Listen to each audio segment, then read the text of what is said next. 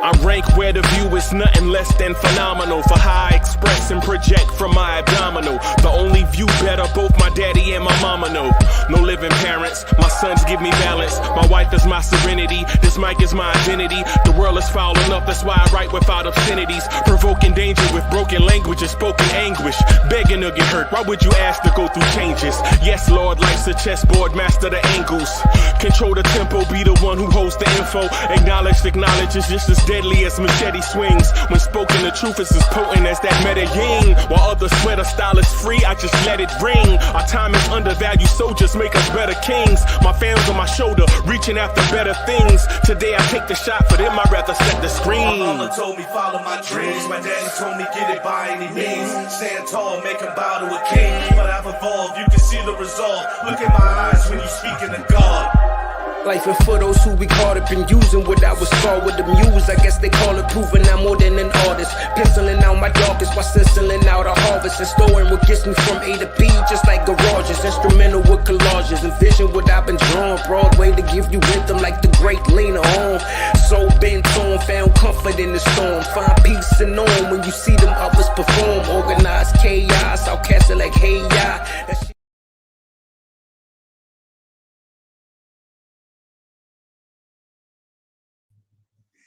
Yo, party people in the place to be. What's good? It's your mans. Uncle Freezy's in the building. What's good? Let me first tell y'all something, man. Hey, man, it's been a wild couple of days for me personally. It's been a wild couple of days for me personally, man, and I miss y'all, man. All of y'all. Every last one of y'all watching, I miss y'all, man. Like when I don't get on, when I don't rock, man, I miss y'all. And I'm talking about I miss y'all. Like I miss the hangout, us getting together and kicking it, right? I miss us getting together and kicking it, man. And I know that we not gonna agree with everything that we talk about this morning or any morning. For that matter, I know we're not going to agree on everything that we talk about, but I miss it. I miss y'all, man. I didn't rock yesterday. I had a last minute conflict come up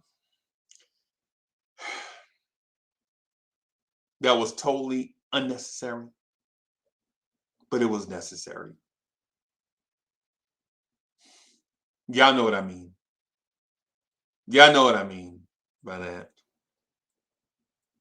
So Karen Fung, how you doing? Fabian Williams is in the building. Chuck Allen was good. T. Williams was happening. Miss Geraldine was good. Miss Geraldine, you need to give us those bowling updates too. Stop being selfish. Miss Geraldine, what's happening? We be asking you about bowling and stuff. I mean, what's happening? You got to keep us updated. You know what I'm saying? Don't get all celebrity status on us, Miss Geraldine. You know what I'm saying? Jerry Fitz.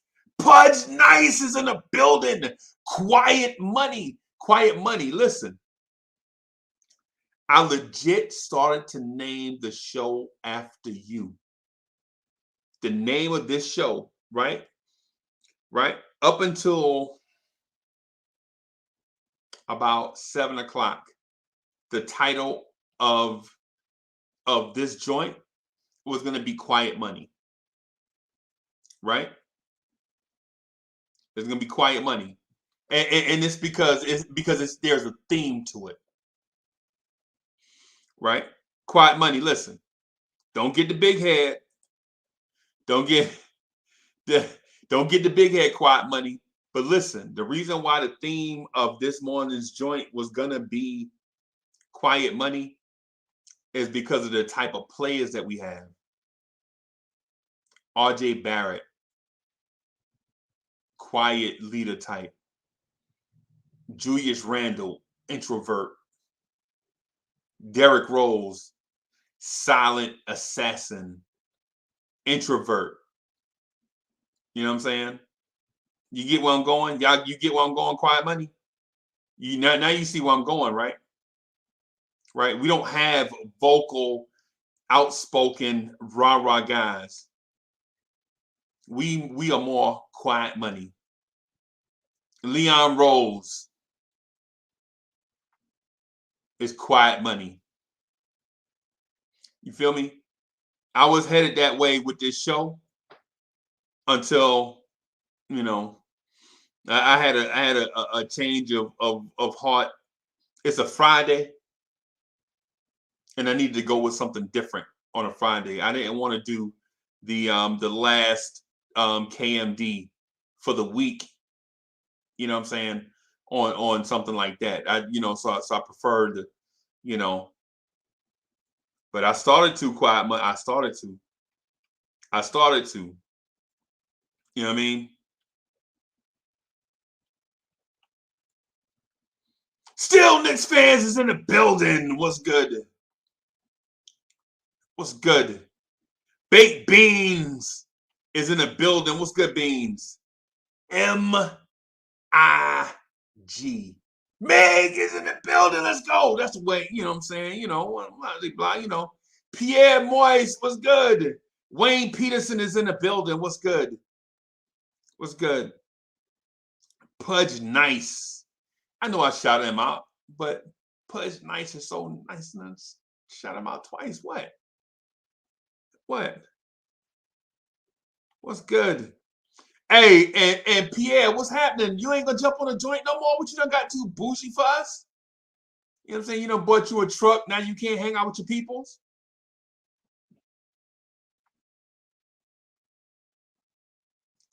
Pierre done bought him a truck. Now he can't hang out with the common folk no more. You ain't beer and hot dogs no more, Pierre? What's happening?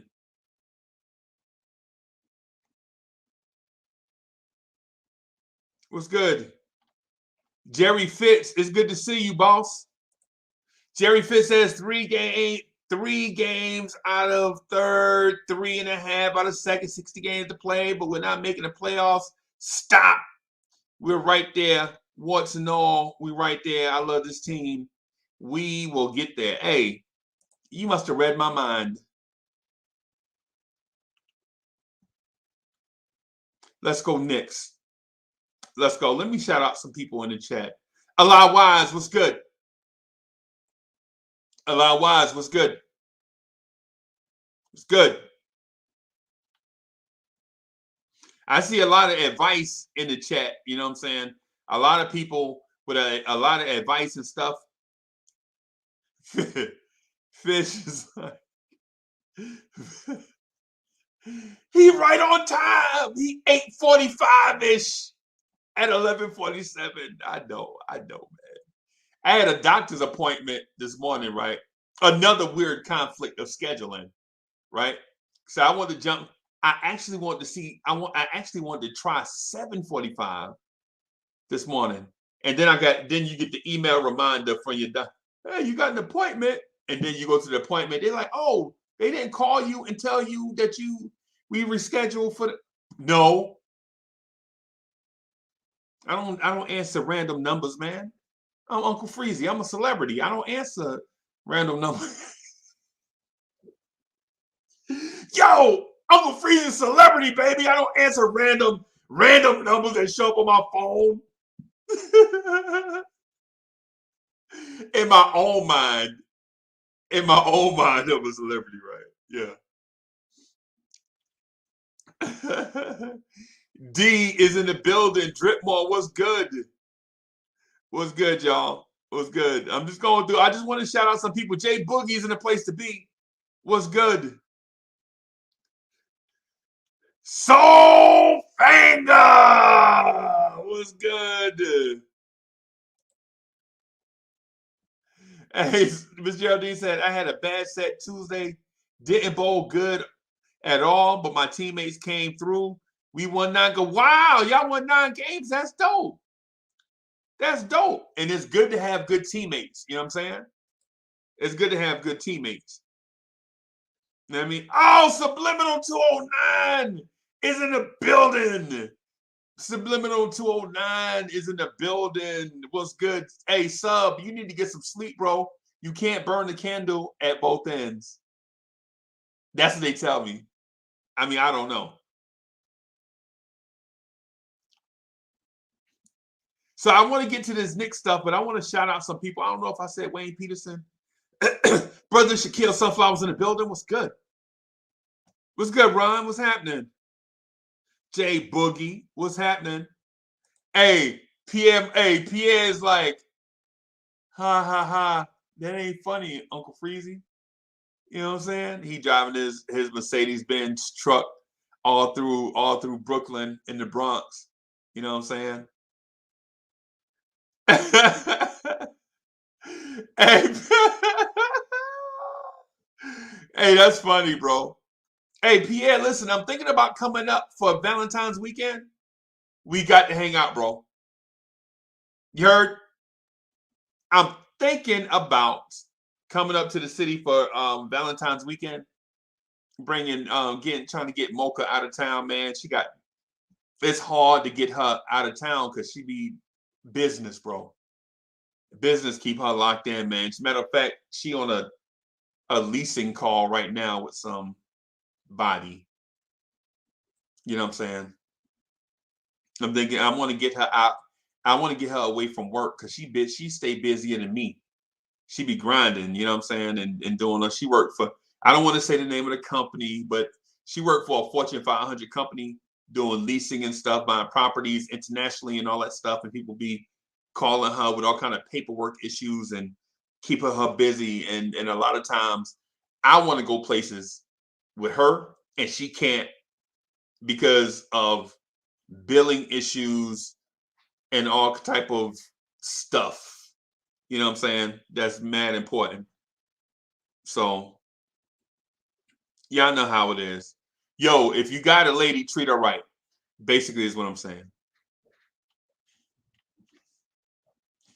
Yo, Pseudonym is in the building. What's good? What's good? The original DSJ is in the building. Ladies and gentlemen, introducing the international R&B sensation, Delano Steele Jr. What's good? I'm ready to talk these Knicks, man, but I got to keep shouting out my people, man. I ain't seen y'all in a couple days.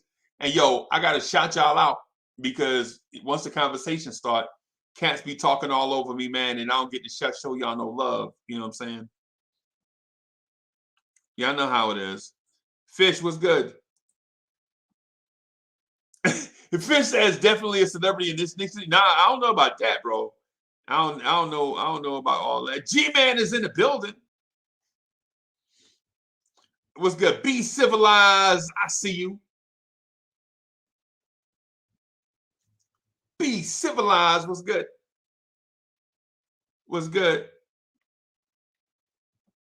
I see y'all, man. The coolest 718. What's good? I know I be saying that wrong, but D cool is 718. But that's talk fast. Y'all know how I am. Sub says he back ready to talk more Knicks. I'm ready to talk some Knicks too. Hey, look, man, Cornerstone Kev, aka Shazam, aka Star Child, aka The Flash, aka I rock a new shirt every day, aka a bunch of other stuff. Uncle Fulio was in the building. What's good? Hey, shout out to Uncle Fulio. Y'all know Uncle Fulio be doing this thing on Nothing But Knicks. Y'all check out the controversy with Uncle Fulio, man. He be doing good things. He never invite me on there because he don't want to lose no debate. But it's cool. The show is dope. The show is dope. D Moore, what's good? What's good? JJ, what's happening? What's good? What's good? Who else we got in here? We got a bunch of people in the building, man. I want to make sure I shot South BK. What's good? What's good? It's good to see you. Vince, what's happening? Vince says, happy Friday, Uncle Freezy, a.k.a. Knicks since 1969. Wow. Wow. Bro, you were old Vince, you were OG. You know what I'm saying? And listen, we got a show just for you called Old School Knicks. See, I ain't been a Knicks fan that long because I was young. You know what I'm saying? Back then, I was a baby, right? But I can tell you old school Knicks, like that 70s Knicks from a little boy perspective. And it's crazy how interesting it is to other people. Because as a little boy, when you watching, like for instance, I was a little boy right when after the Knicks had won championships, right? So I didn't really understand what it meant to be champion. Because in the city, the Jets had won a championship, the Mets had won a championship, and the Mets had went back to the World Series. So all this stuff I was like, well, this must happen every year right here. Wrong. Wrong. Man, was I wrong. Man, was I naive. Right? So I got this little thing I want to talk to y'all about right quick, and then I'm going to throw the link in the chat so people can bust my head wide open. Right? Right? I know y'all itching. To jump in. And do you know what? Let me throw a link in it. Let me throw the link in the chat first. Get my people in here, and then after a few minutes of rocking, I'll get on my soapbox. Right? And then I'll get on my soapbox. Right? Fish says pause. But listen, okay. I threw the link in the chat. Let me see. Here come Beans. What's good? What's going on with you all? Ain't nothing, man. I'm chilling. All right. Can I get a few things off my chest? Can you say hello to the chat? Oh, we was waiting on you, bro. But shout out to chat once again. All my peoples in here. Y'all know how we do. Quiet money, be civilized. What is going on? Drip more, still Knicks fans. We all in the building, man. We was in here waiting for you, bro. What's up, Big Beans? What's up, Uncle Priest? How you feeling, bro? What's good? I'm good, man. Bring my arch enemy, Mr. Sergeant Nix, on here if he's checking in. If he's not, that's good because he's working. He better be working. What's up, Chuck Allen? Good morning, gentlemen. How y'all doing? Hey, I'm doing great, man. I'm out of sorts. Hold on. Wait a minute. Let me do this. Ladies and gentlemen, introducing the star and co-host of the Pod Couple. Thank you. I'm sorry. I'm sorry. I was out of sorts there. My bad. I'm doing production and all that stuff. It's all good. At the same time, man. It's all good, man. It's all good. It's all good. Chuck, how you doing, man? I can't complain. I want to, but I'm not going to. Chuck, let me tell you something, man. You can complain all you want. This is the place to do that, right? But let me tell y'all something, man.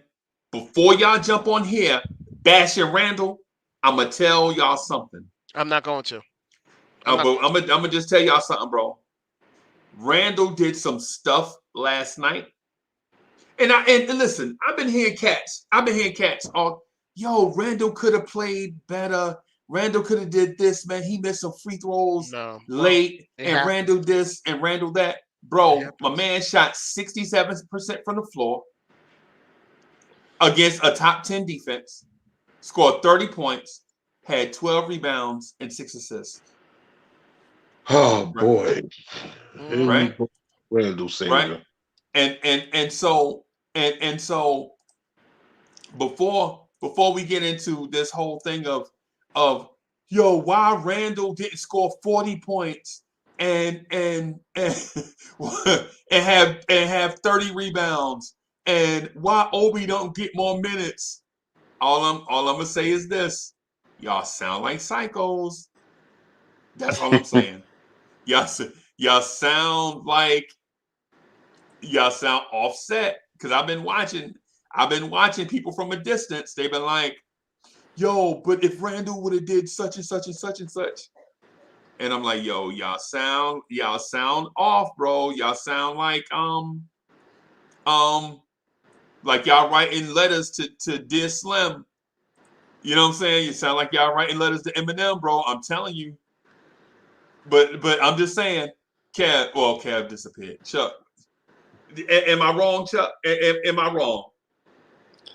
Well, I'm not gonna go as far as calling them stands. But I'm just saying it sound like they got. I'm saying it sound like they got a pregnant lady in the trunk by saying Randall when Randall scored 30 points, had 12 rebounds and 6 assists, and they still criticizing Randall.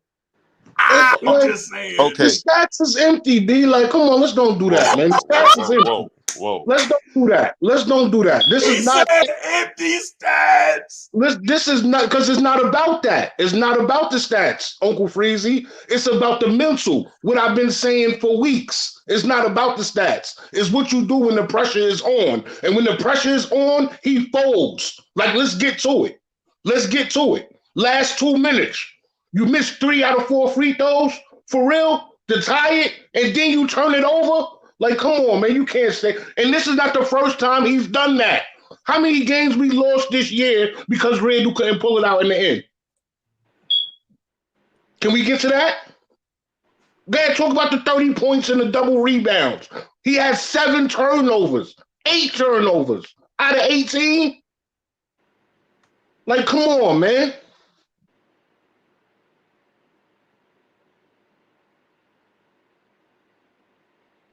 Oh, what's up? You ain't got nothing to say now? Save him. No, I'm saying when you were saying that just now, all I could hear is that Irish girl from that Eminem video singing in my head. Heard you. Yeah. Yo, Pierre's in the building. What's good, family? Salutations, my guy. Salutations, my brother. One thing, I'm sorry. Hey, panel, how y'all guys doing? My guys in the chat, how y'all doing? But I got to give you the super Ayo. And that's why I'm calling. You was like, yo, Moist, I'm coming up there Valentine's Day. What's up? Like, we about to go on a date. I'm like, yo, I'm glad you put your wife. Nah. I ain't, man. Nah. Yo, you cleaned it up nice. But yeah, you and your wife, I'll let y'all know what's popping out here. We take a quick visit, tell you what to eat at, what's good. You can take out Valentine's Day. Because you Caribbean, right? Yes, sir. I could recommend the best places for you to go in New York City so your wife can have a grand old time and not kill your pockets. Because, you know, I'm part of the lower class. You know what I'm saying? Nah, I thought you was paying. Nah, you're talking about I'm coming in from out of town. Oh, I got you, bro. My credit card is come on, bro. I'm coming in from out of town. I'm gonna get off the. I'm just all I'm saying is. Enough said. I got you. Yo, let me do the official thing first. Hold on, man, because hey, man, when you got your stars coming in the panel, let me do my.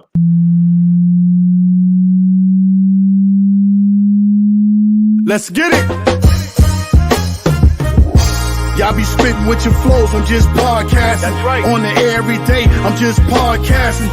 You don't know what that mean when I say I'm podcasting. I'm broadcasting these flows with the podcasting.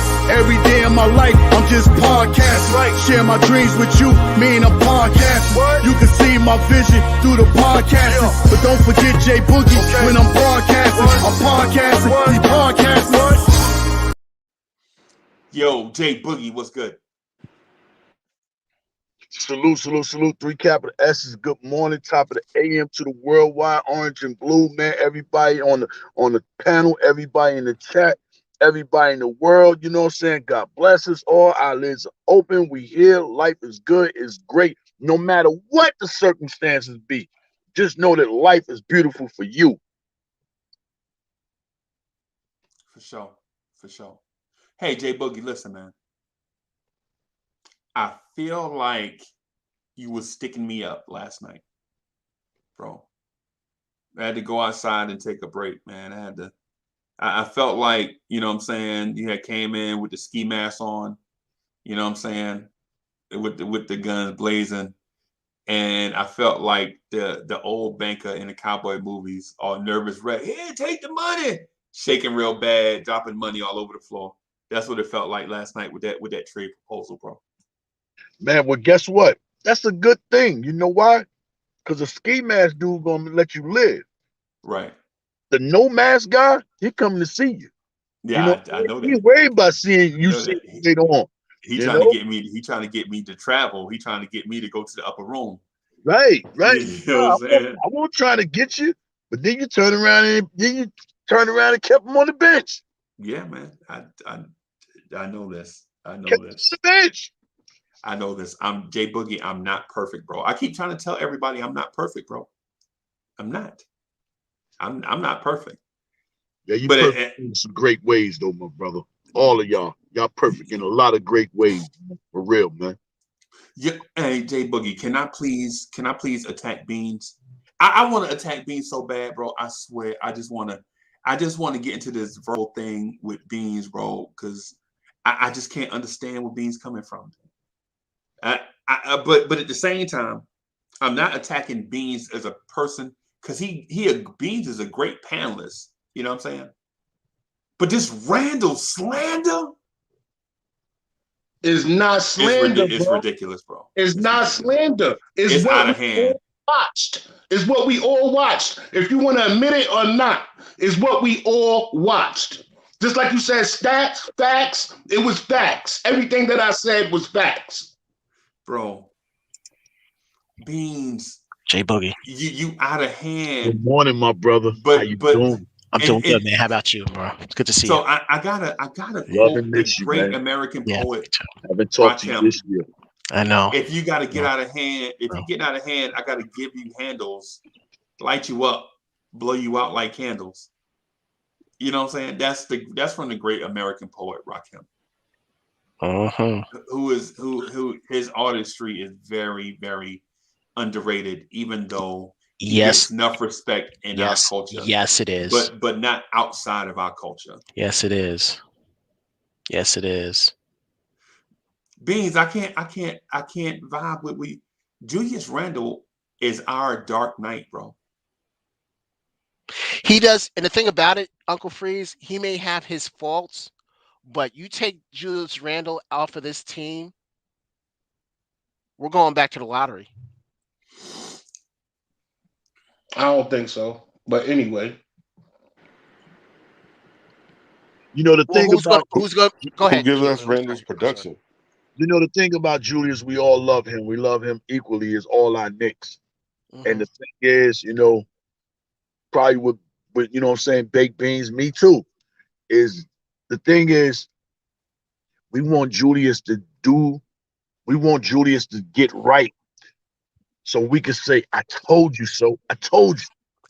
But the thing is, things keep happening, whereas it allows the other ones to say, I told you so. I told you. You know what I mean? We want Julius to do right. And last night it hurt us so bad with Julius going down the stretch because he played a spectacular game all the way, even with the turnovers earlier. You know, he still was doing his thing. But the key pressure point moments of the game, you look for your all-star to handle his business. And the key turnover with that little thief and then the missed free throws, it hurt so bad. I understand that. I understand that, Frog. But how many times are we gonna go through this with the same superstar, our same guy? How many times are we gonna go through this until it's not okay? This is not the first time he's done this year. Okay, so Beans, here's the thing that the reason why I can't equate, right? The reason why every time you say that, I be thinking my tea's on go cold, and I can't wonder why. I get a little bit this morning and rain comes on my window. That's what I think when you see that, and I can't see it all. And even if I could, it'd all be gray. But your picture's on my wall. It reminds me that it's not so bad. It's not so bad. Every time I hear you talk about Randle, bro, that's what I think about. We're still a work in progress. Yes, we're still a work in progress. Not only are we a work in progress, bro. Every time we could criticize Randle, right? We like Randle turned the ball over to Alex Caruso, but then you don't look at how many other times Alex Caruso turned over Knicks during the game. He's and steals. He's a thief. Exactly. So how is this thing a surprise? Why is Randle trying to split 3 people? Because you don't have a point guard, Beans. Really? Is that not obvious? Come on. You really saving him? He's trying to take on 3 people, Freeze. He could have passed the ball to Fournier. Fournier was right there. Because we don't have a Zach LaVine. We don't have a Zach LaVine. We don't. Right? We don't have. You got a 6'6" combo guard that played small forward off your bench playing point guard. Come on. And then we saying that. Then we saying, why is Randle handling the ball? Oh no. We had a problem with Brooks handling it before in the fourth quarter. Okay. I got a bigger issue with Derek more than anything. Yeah. Because even when that play he was running the baseline. What are you doing way down there?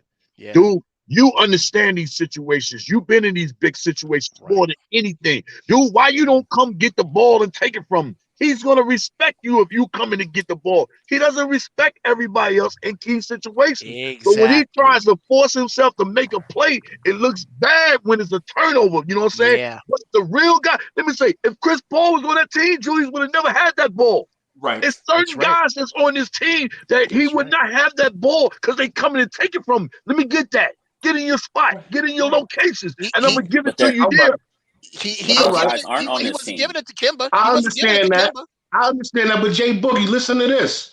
Even if he don't get the turnover and they foul him, he gonna miss the free throws.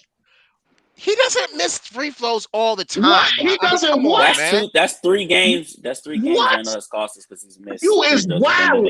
He does not. Under 2 minutes, his free throw percentage is like your hatred towards him. Yeah. Your hatred towards him is it's the wrong guy.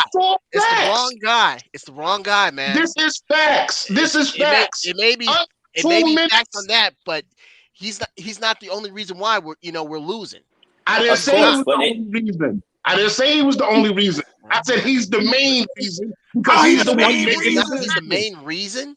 He's the He's main reason. Let me do this real quick. So, please don't, ladies and gentlemen. Oh God. Oh jeez. In the building. I need some KO. I need some Pepto-Bismol.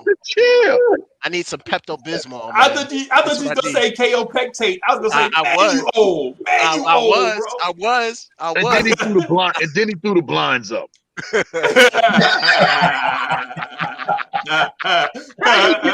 How do you get introduced and then throw the blinds up? Hey, man. Hey, I've been now. I'm gonna say this, Beans.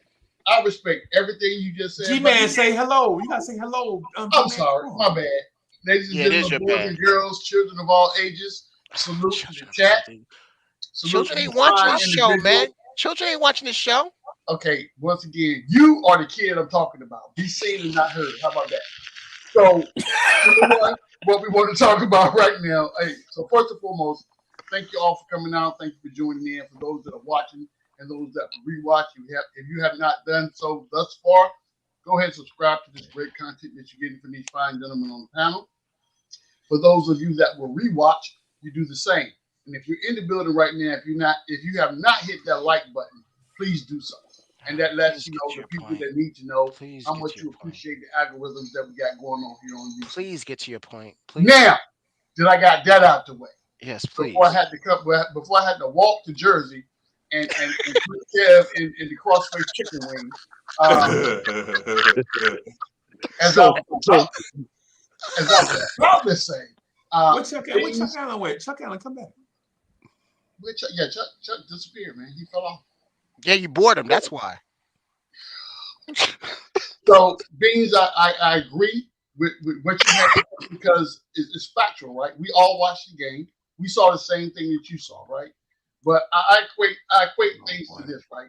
People that have coaching experience watch the game different than I do. They watch it from a whole different mindset and from a whole different place, right?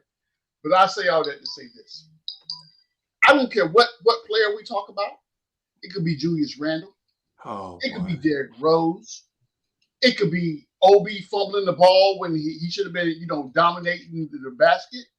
It could be Burke shooting air balls the entire first quarter. I don't care what player we're talking about. To me, all that together. And Freezy, you know where I'm going because I see the look on your face. And I am one. I'm telling you right now. The rain clouds up on my window, and I can't see it all. And even if I could, if somebody don't go get me Johnny Brown phone number right now, so he can go ahead and throw his name in the hat, and let's get this coach. Oh, now you talking about firing Tibbs? Oh, you talking about firing Tibbs? My teeth. Uncle Freeze. Unfortunately, in his defense, you got to come up with a better timeout play at the end of the game than what Tibbs had right there. That was wrong. Listen, that was wrong with him.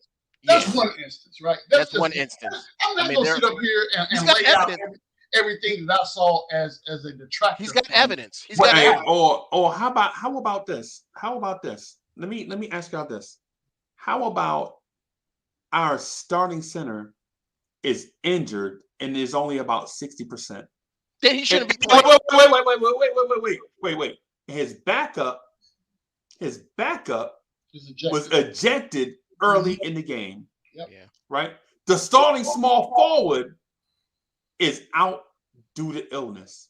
And the backup's backup, Jericho Sims, is out due to illness.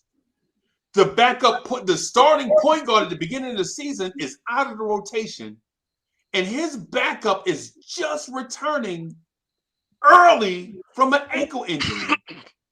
So now the point guard is the second unit small forward who is being joined by, in a starting lineup, the second unit shooting guard, right?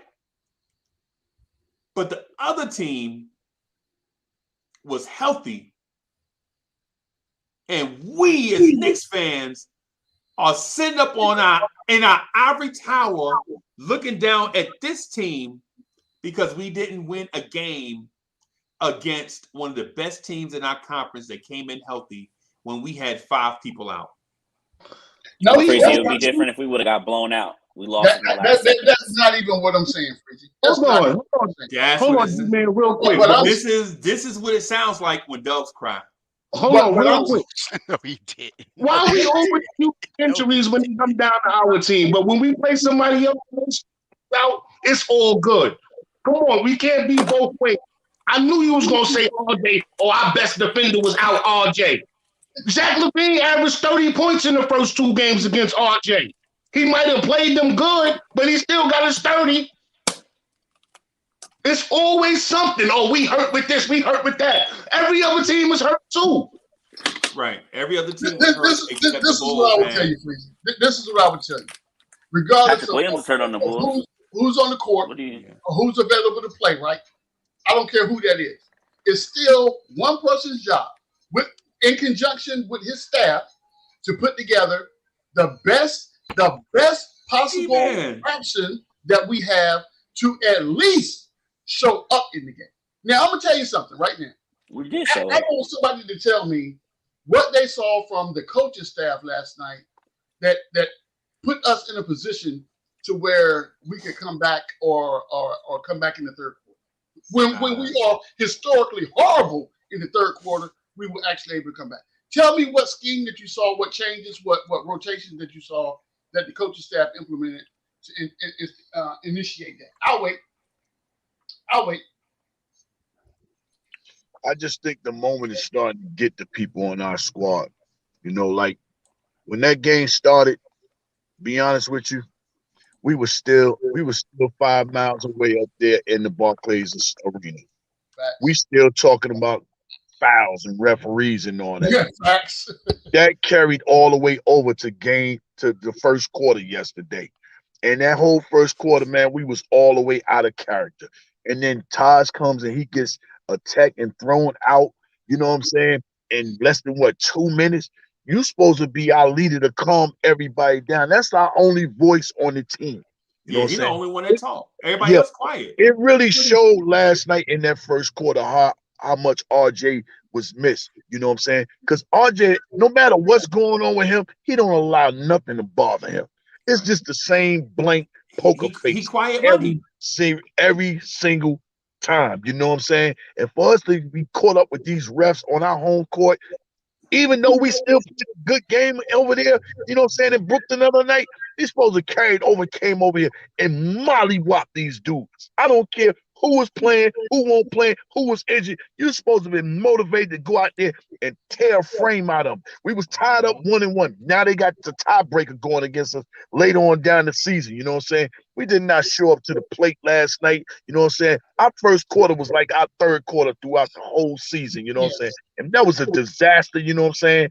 But, you know, I still pray and hope we're gonna get to the better days. You know what I'm saying? Something's gonna change, something gonna turn around, man. But guys on our team gotta want it together and stop trying to do everything individual. I don't care what how bad Carmelo's career was with the New York.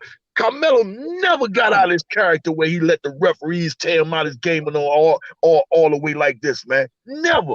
Carmelo showed up every single night, no matter how he was getting bashed, and took it. You know what I mean? So, man, dudes got to know how to just handle this time, because it's crucial in New York right now. A lot of fingers is being pointed. A lot of cameras is being pointed. A lot of fans is upset. The media is coming at you, man. The podcasters is upset. The chats are on fire. Man, a lot of people is upset about what's going on, and it's up to them individual players to handle their business, not the coaching staff, not the officers, none of that. Anybody that wear a New York Knicks jersey when they get on their floor needs to start handling their business, man. For real, man. And I want to get back to what Baked Bean was just talking about Zach LaVine.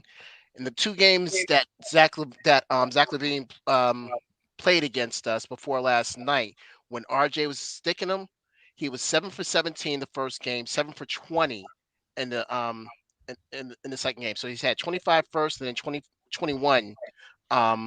And a lot of those are free throws. Right, exactly. So last night, and we lost both. And you saw? No, we did not. No, we did not. We split. Oh, split.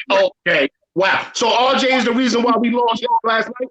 No, because he didn't it's play. one of the reasons. But when Zach LaVine sees when Emmanuel Baked Beans, when Zach LaVine sees an Emmanuel Quickly, who's not at his stature, or an Alec Burks.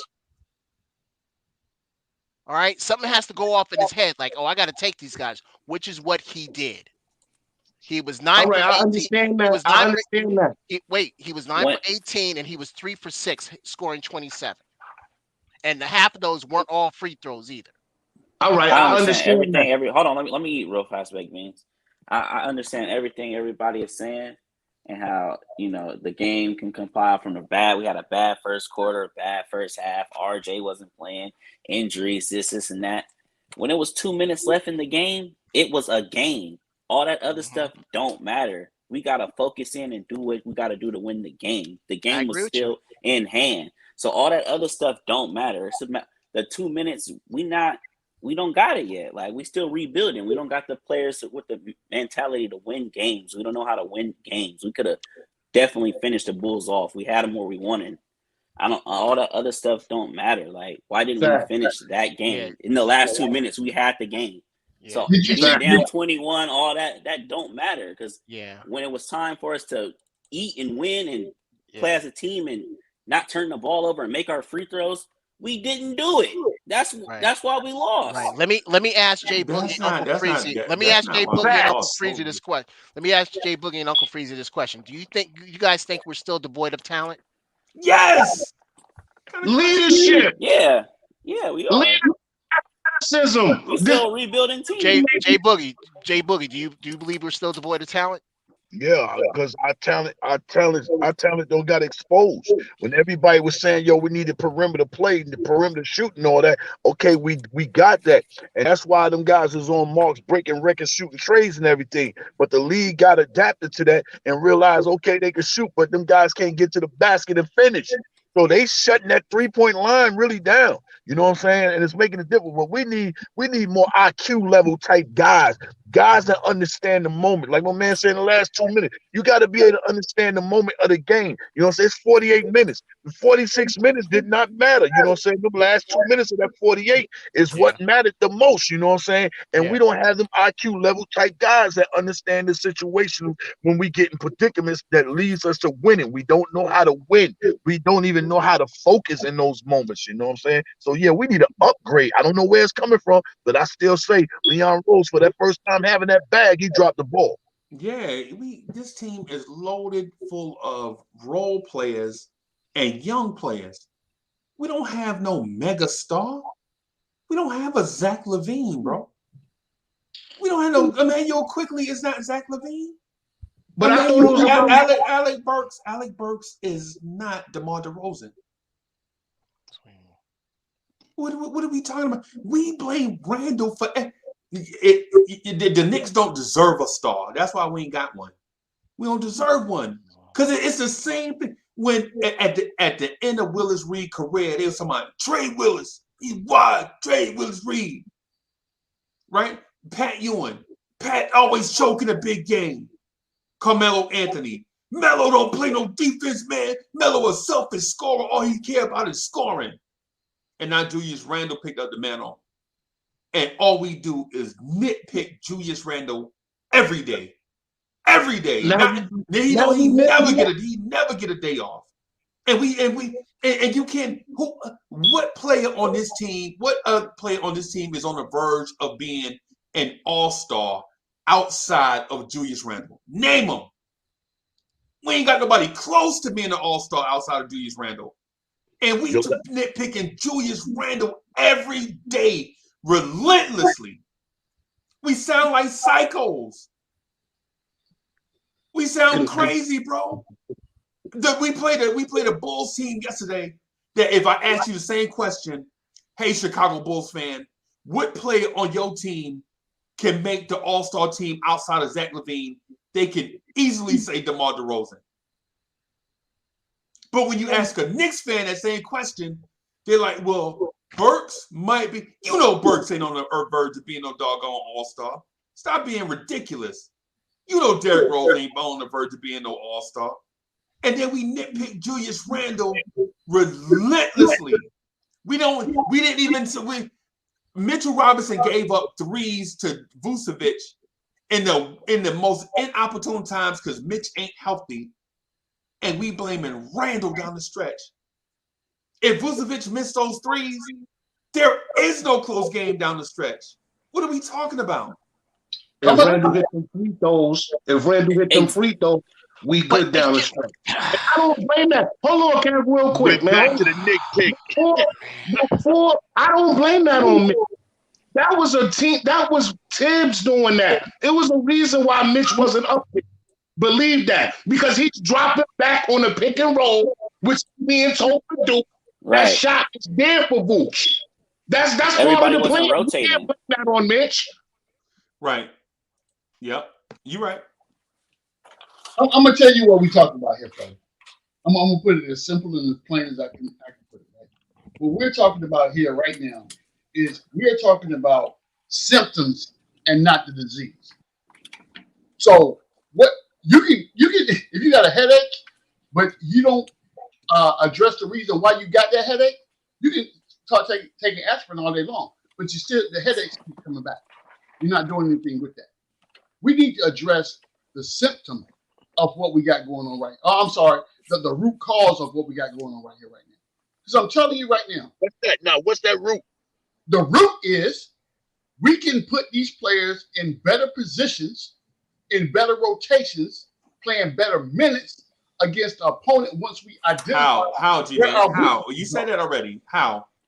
Okay, so I'm going to give you one. When I saw the starting lineup last night, and it's the same thing I said when we played against Brooklyn. if you know you are devoid at the small forward position, why not bring Rose in, have him start at point, and move Burks back to the small forward? Why not? Exactly. Nah, that's Exactly. not that's not a good idea. That's not a good idea. Okay. It may not be a Alec good Burks, idea. Alec Burks. To be honest with you guys, and salute to everybody. Salute to you, Uncle Freezy. Salute to the Hey, Eddie, panel. see, Salute to the What's chat, up, Eddie? man. bro? How Where you you been, been? Eddie? How you doing?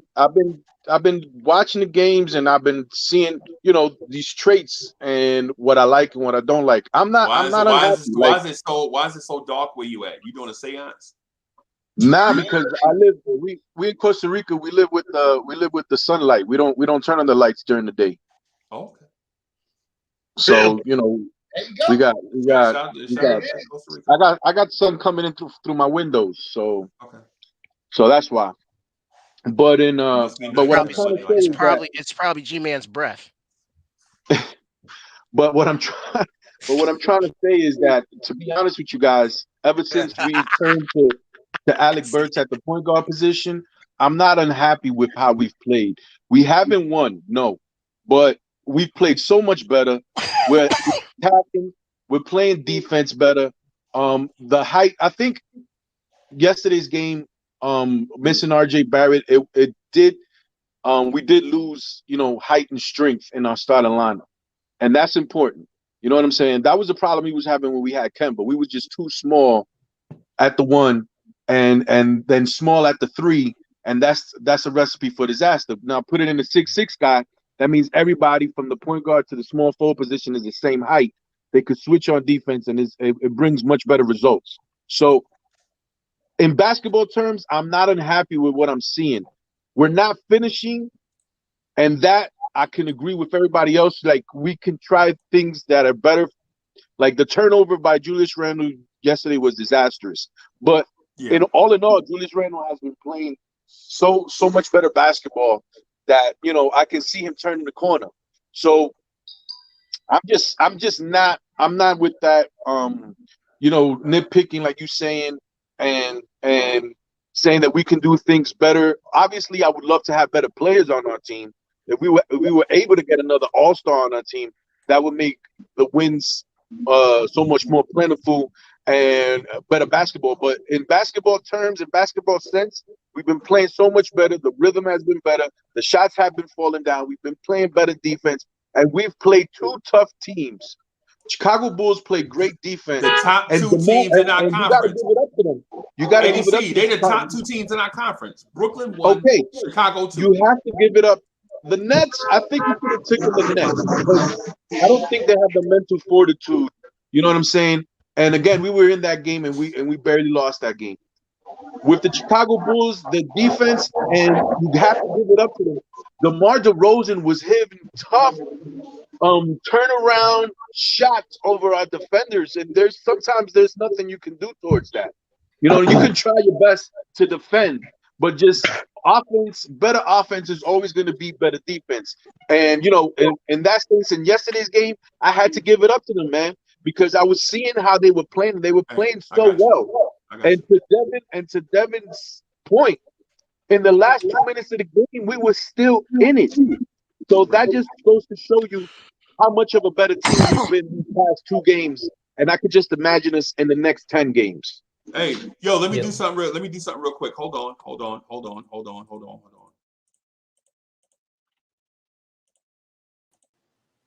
Yo, what's good? How you doing, boss? Man. Freezy, what's going on with your player? Man, I'm great, man. How you doing? Man, hey, I can't complain, man. Max is sitting relaxing, you know what I mean? Watched them Knicks last night. You know what I mean? You know how that goes. You look good, bro. You look rested. Yeah, man. Appreciate it. You know what I mean? Appreciate it. How the family? Yeah, everybody doing good, man. Everybody doing good. My little daughter just went to work. She worked with her aunt and stuff, man. Getting that work at an early age. Yeah, man. You know what I mean? Being 13, you know what I mean? She going and doing a little thing with her auntie.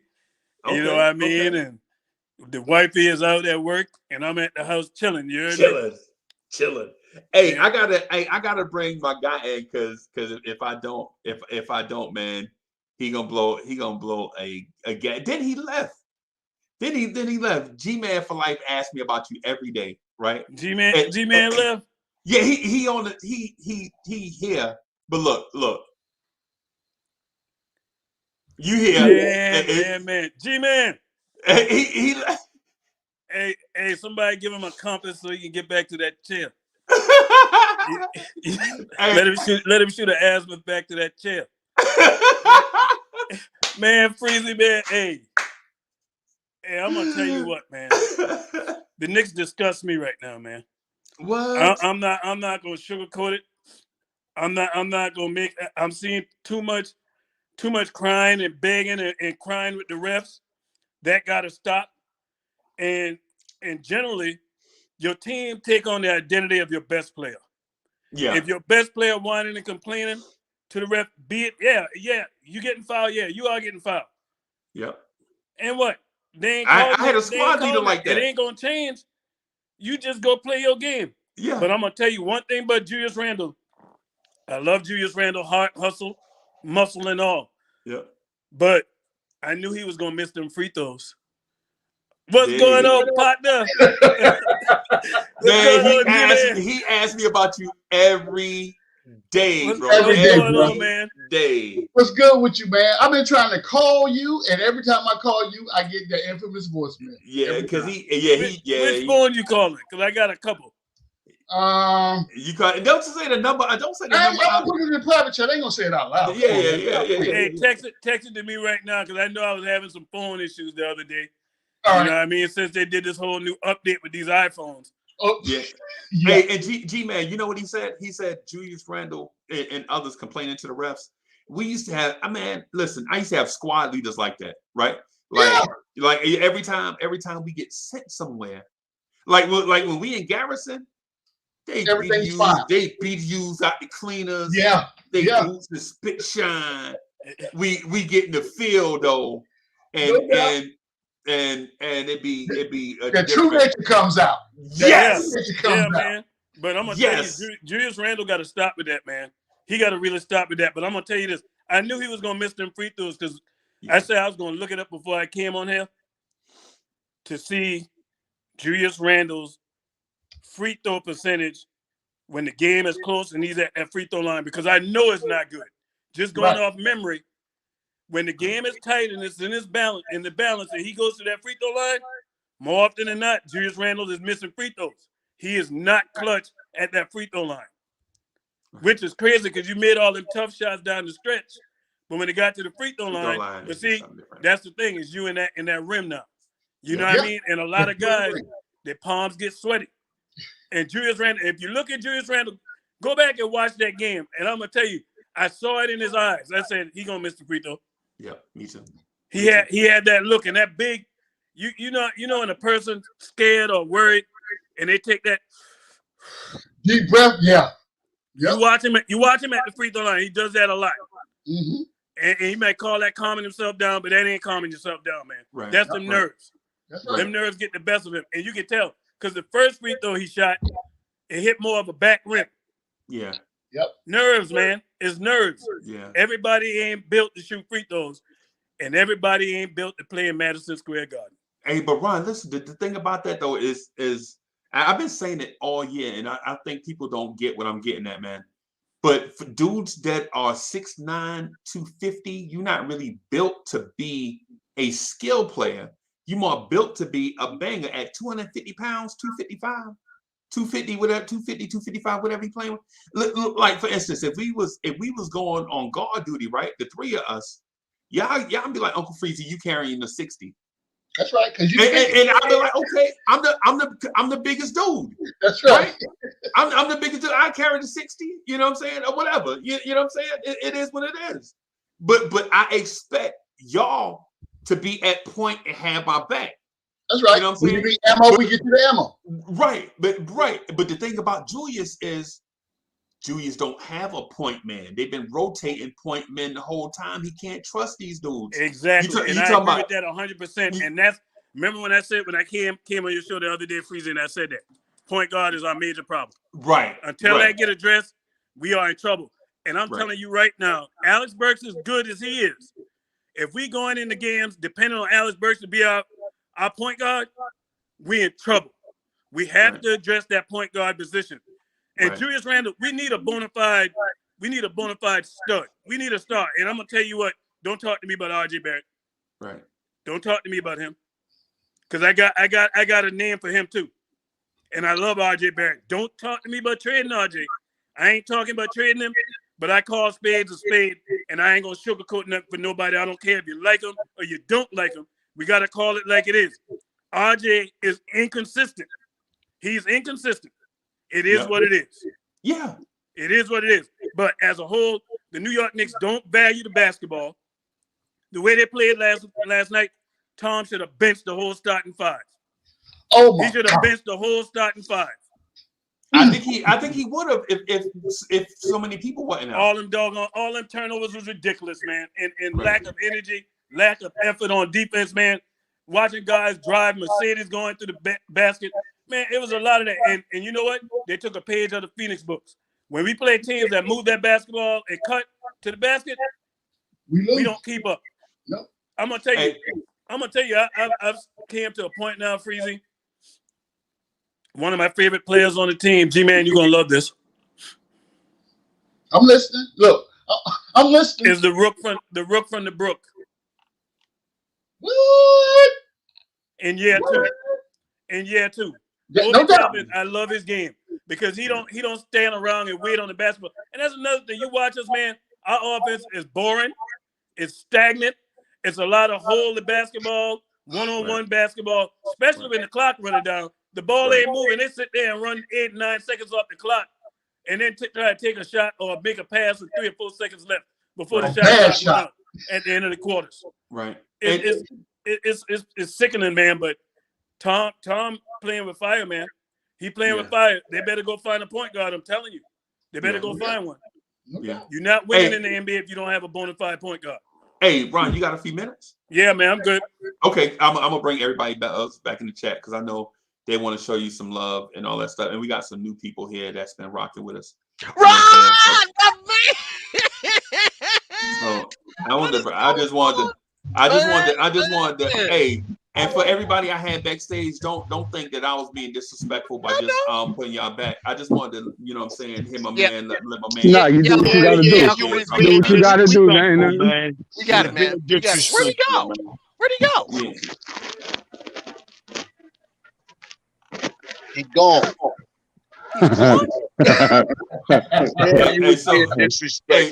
So Jalbino 59, thank you for the generous contribution.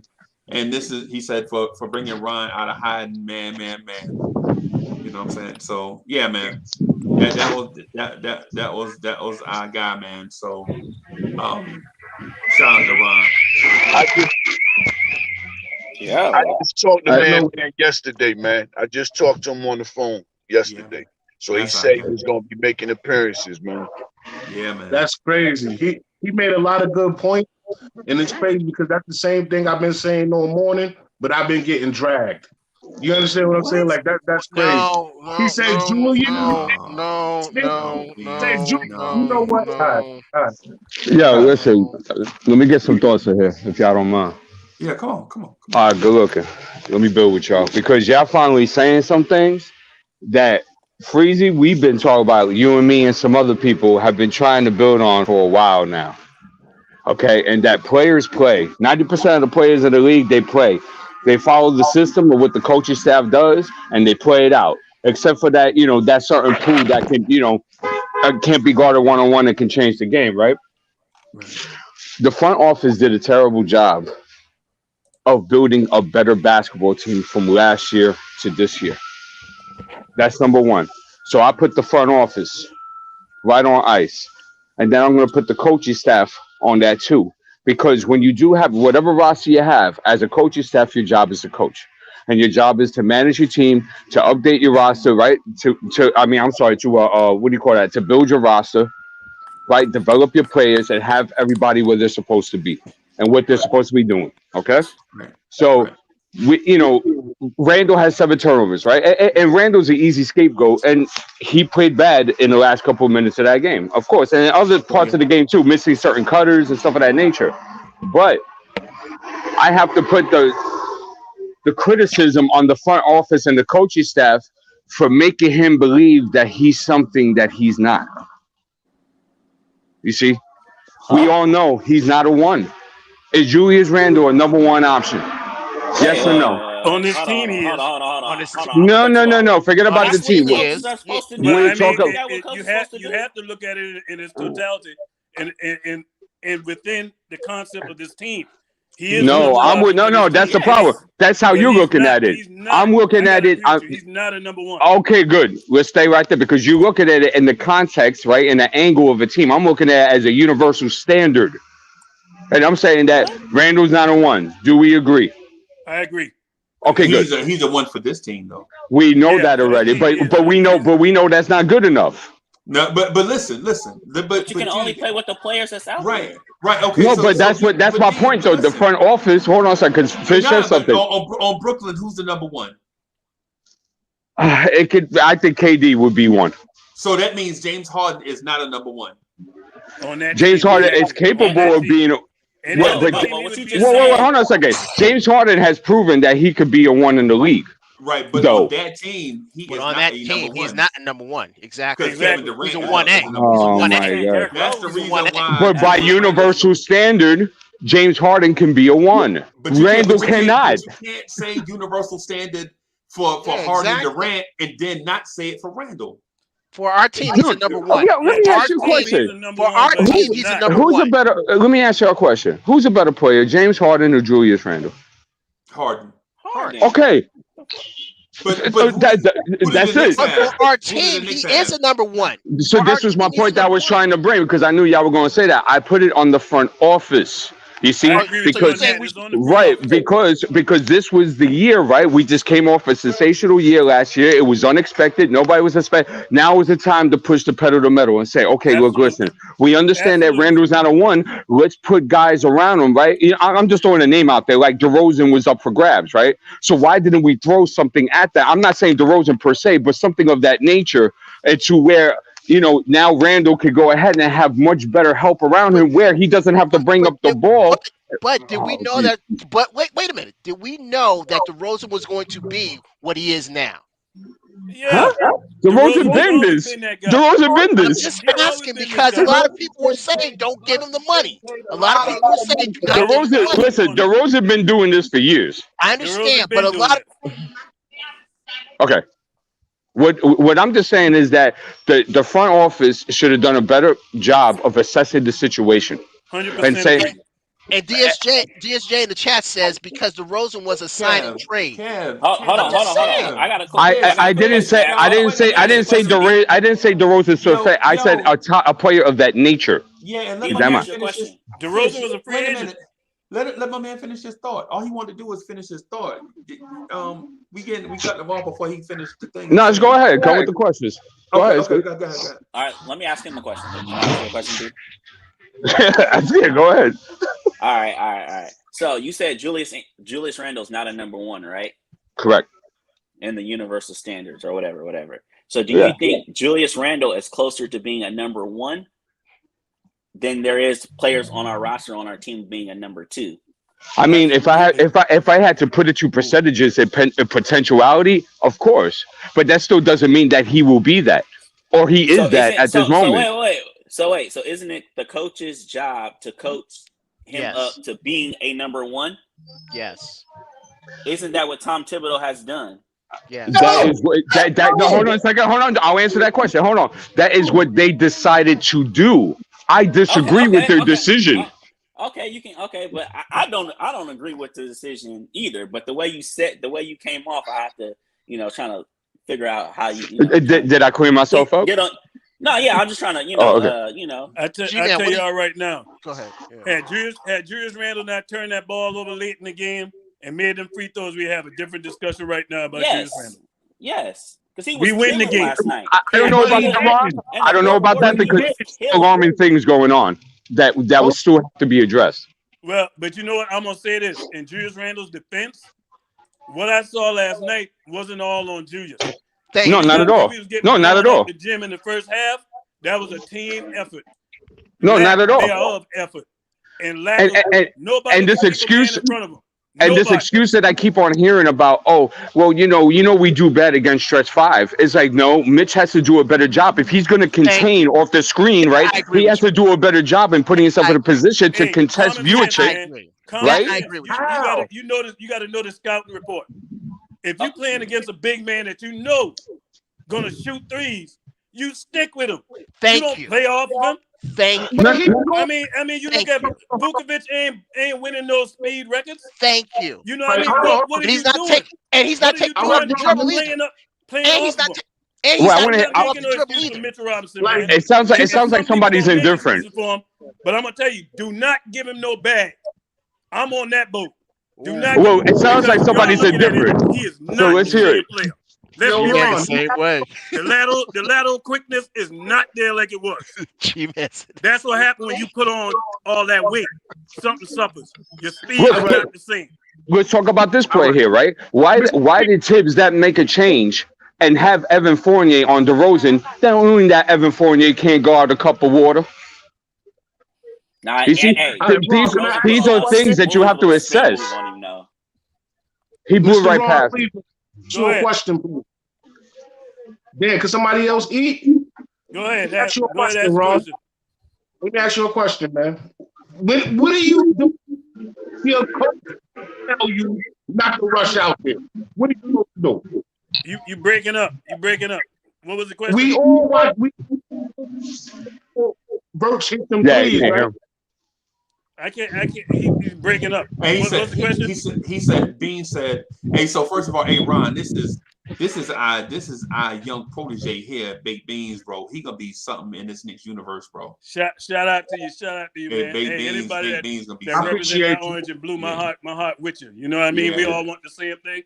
We all got difference of opinion on how we trying to get there, but at the end of the day, it's about pulling that banner up to the top of the ceiling. You hear me?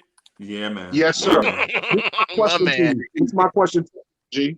My question is, if you're in defense and you're in team conflict, and Tibbs is telling you to leave the 5 open and shoot the 3, what are you supposed to do? If Tibbs telling you leave the 5 open? Yeah, and sag on the pick and roll so the man won't get to the basket. What are you supposed to do? Well, you know what I'm gonna do? I'm gonna break protocol. Because I'm gonna tell you right now, if I'm watching, because at the end of the day, when they look at them stat lines, they ain't looking at really what went on in the game. They're looking at what this man did against you.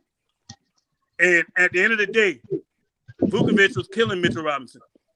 And he was killing him from behind the arc. So I'm breaking protocol. It's obvious what you telling me to do ain't working. But understand, Ron, that's not just on Mitchell, though. Understand that. But you know what, though? It is to a certain extent because a coach can call what they want all day. When you on that court and you seeing stuff ain't working that he calling, you got to go ahead and make an adjustment and come back to coach and be like, hey, coach, hey, what you good, do? Good, Ron. Did Tibbs make the adjustment throughout the whole game? No. Good. Thank you. He did not make no adjustment on that. Good, Ron. Excellent. And that's why we'll have these conversations of Tom Thibodeau being a stopgap coach. You know what? We're not going to argue with you on that one. When the last 5 years, I'll be surprised. When the last time we had one last 5 years? Yo, first thing I want to say, I want to bring back. Can I just ask a question just to check the temperature of the room? So at this point in time, we are unhappy with our squad as currently constructed and unhappy with our head coach and unhappy in general, or do we have some sort of we can see a light at the end of the tunnel type feeling? Because I'm gonna be honest with you guys, I can see the light at the. It's not perfect. It's not perfect. Reasons why it's not perfect is because we hardly had lottery picks that are the top 1, top 2, top 3, exception RJ Barrett on our team to turn our franchise around. And then we've gone through 5, 6, 7, 8, 9, 10 years of where nobody wants to touch the New York Knicks as a destination, as a franchise. The turnaround happened last year. So how quick do you want this to happen? I was listening to people talk about DeMar DeRozan. Yes, he's playing awesome. Yes, he's a great basketball player. But how many years did he in Toronto lose first round matchups when he got into the playoffs? Well, you gotta look at that correctly though, Eddie C. You can't leave out that bad man. This generation of Michael Jordan dominating everybody. Nobody was LeBron getting past James? LeBron. Nobody. Okay, but the thing is that he faced LeBron James a lot. You're correct, but so he didn't pass all because of LeBron James. It had nothing to do with him. But what I'm just trying to say is because we could have had DeMar DeRozan. We have Evan Fournier for basically 2 years, $54 million. How much is DeMar DeRozan's contract? And if the Chicago Bulls go to the playoffs and they're bounced in the second round, they can win a first round matchup and they pay their money to win that first round matchup. But if they lose in the second round, that's a loss for them. You know what I'm saying? I don't agree. No, it's not, bro. The Bulls haven't made the playoffs in mad years. A second round exit, Chicago will be happy with that. Chicago will be happy with that. Okay, so you would have been happy with paying DeMar DeRozan $100 million? Because that's the contract that Julius Randle had. That's what I'm getting at. That's what I'm getting at, because that's what he's going to command. It was the money. It was the money issue. That was the money issue for me. It wasn't That's how much the Chicago Bulls paid. So you would have been happy for the Knicks to pay $100 million, right? And have Julius Randle at 100, DeMar DeRozan at 100, and maybe lose the first round or lose in the second round, and you would have been happy with that. Okay. Right? So for me, oh boy, to be the voice of reason, right? Let me be the voice of reason, because we are all off topic right now, way off topic right now. So, regardless of who you have on your roster, right? You have to have someone to manage that. I don't care if you work fast food, you can work in a Fortune 500 company, whatever it is that you do. If you do not have the appropriate staff assimilated, if you don't have the management level assimilated to train and develop your staff, you are never going to be successful. I say out there to say this: it could be DeRozan, it could be De'Aaron Fox. Name a person. Bring Mike out of retirement. I don't care who you name. If your coaching staff not be able to organize the talent that's on their roster and put them in a situation where they thrive every night, you're not going to be successful. I'm going to tell you something right now. Number one, that in my opinion, and this is just G-Man's opinion, right? I'm telling you, this is my opinion. This is how I watch the game. That third quarter comeback had nothing to do with the coaching staff. That's a bunch of dudes out there saying that, hey, we're not going to let these guys come in our house and run us up out of the gym. We're going to go ahead and get down. We're going to get grimy and do what we need to do to get back in the game. I agree. Now, what happens when you at the 2-minute mark, like Fish talked about, you call a timeout. Did you see the play that developed from that timeout? Really? That's the best. Quickly shot. Yeah. Yes. That's a good play, though. Man, stop playing with me right now. Stop playing with me. You had a question, man. Hey, for real? Nah, he's got a point, Sarge. He's got a point, Sarge. You're not playing by yourself. You're not playing by yourself. You can try to run the best play possible, but there's always another team on the other side. And Chicago Bulls, come on, guys, you can't front. They were playing great defense. They were playing awesome defense. They had the one signing that I do give the Chicago Bulls all the credit in the world, and that was something that I would have done, is the Alex Caruso signing. That guy is playing way above his pay grade and is giving them a different dynamic. He was one of the reasons why they won yesterday. He was one of the reasons why they're playing the best they're playing at this point. The problem is that we make adjustments when we see that kind of thing happen. That's my point. What are the adjustments? I'll give you that, Sarge. Listen, the turnover by Julius Randle was disastrous. It was disastrous. That was and he that has was to the nail in tighten the that coffin. up. He has to tighten that up. So let's ask a question. When he had to take Mitchell out, right? Because Mitchell was gassed and Mitchell had to come out. right? Yeah, he was turned. Do you go with Rose and go to that small ball lineup? Me With the personally, I Chicago wouldn't have done Bulls, with the Chicago Bulls, yes. This is for everybody. But it's not. No, it can't be for everybody because everybody's a different type of team. No, I'm talking about in the panel. The answer, my brother. Well, I thought you was Hey, talking about I hear a lot of wind, man. Yeah. I hear a lot of wind. Yeah, somebody's got mad wind in there. That's D's balling. He just made. Yeah, I'll get it. I'll get it. Uncle Ron. What's I up? got, Yeah, against the you said Chicago something Bulls. earlier. You Against said the something Chicago earlier Bulls, about 100%. Against the Chicago Bulls, you can 100% go with Julius Randle at the 5. You can also go with Julius Randle and Obi Toppin at the 4. You can do those types of things. He didn't go with Obi. He went with Rose. Yeah, he should have kept Obi in the game. I would have probably went with Rose just because of the Exactamundo, experience. You know Ron. what I'm saying? Obi is a problem. Whoever's guarding Obi can't relax. On a lot of our players on our team, they can relax. Obi doesn't sit still. He's constantly moving. Other guys, they're ball watching. Yeah. Yep. I love Obi, and I agree 100%. But I've never seen Obi close a game. So how can I put him in that position at this point? Well, you know what? At some point, you're gonna have you gotta allow your player to sink or swim, man. You're But not that's gonna the find thing. out if That's they the can close that's unless the you allow them to close. How is Obi ever going to be able to close a game if he's never in there to close a game? That's the thing, Ron. You'll never know until you allow the player to do it. It's like letting your kid learn how to drive a car. They won't know how to drive if you don't teach them. If we put Obi out there, right? Us having our best player being the power forward, and we put Obi out there, right, to close the game, and just for some unforeseen thing, Obi doesn't do what he was supposed to do, then the next day we come on the panel and be like, yo, why is Obi closing? No, that's not true. I would want him to go to the fire and learn from the mistake. You got to learn. All right, so Eddie AC, you got to have pressure. If y'all want Obi to go through the fire, hold up for a minute.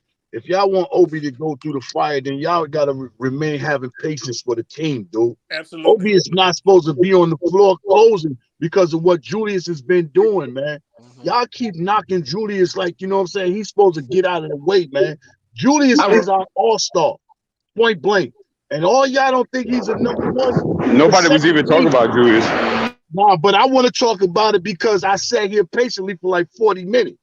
Right. We all do. You know what I'm saying? So let me get mine off. Julius has a problem with this roster because number one, the office never called Julius in there to sit down to see who he wanted to play with.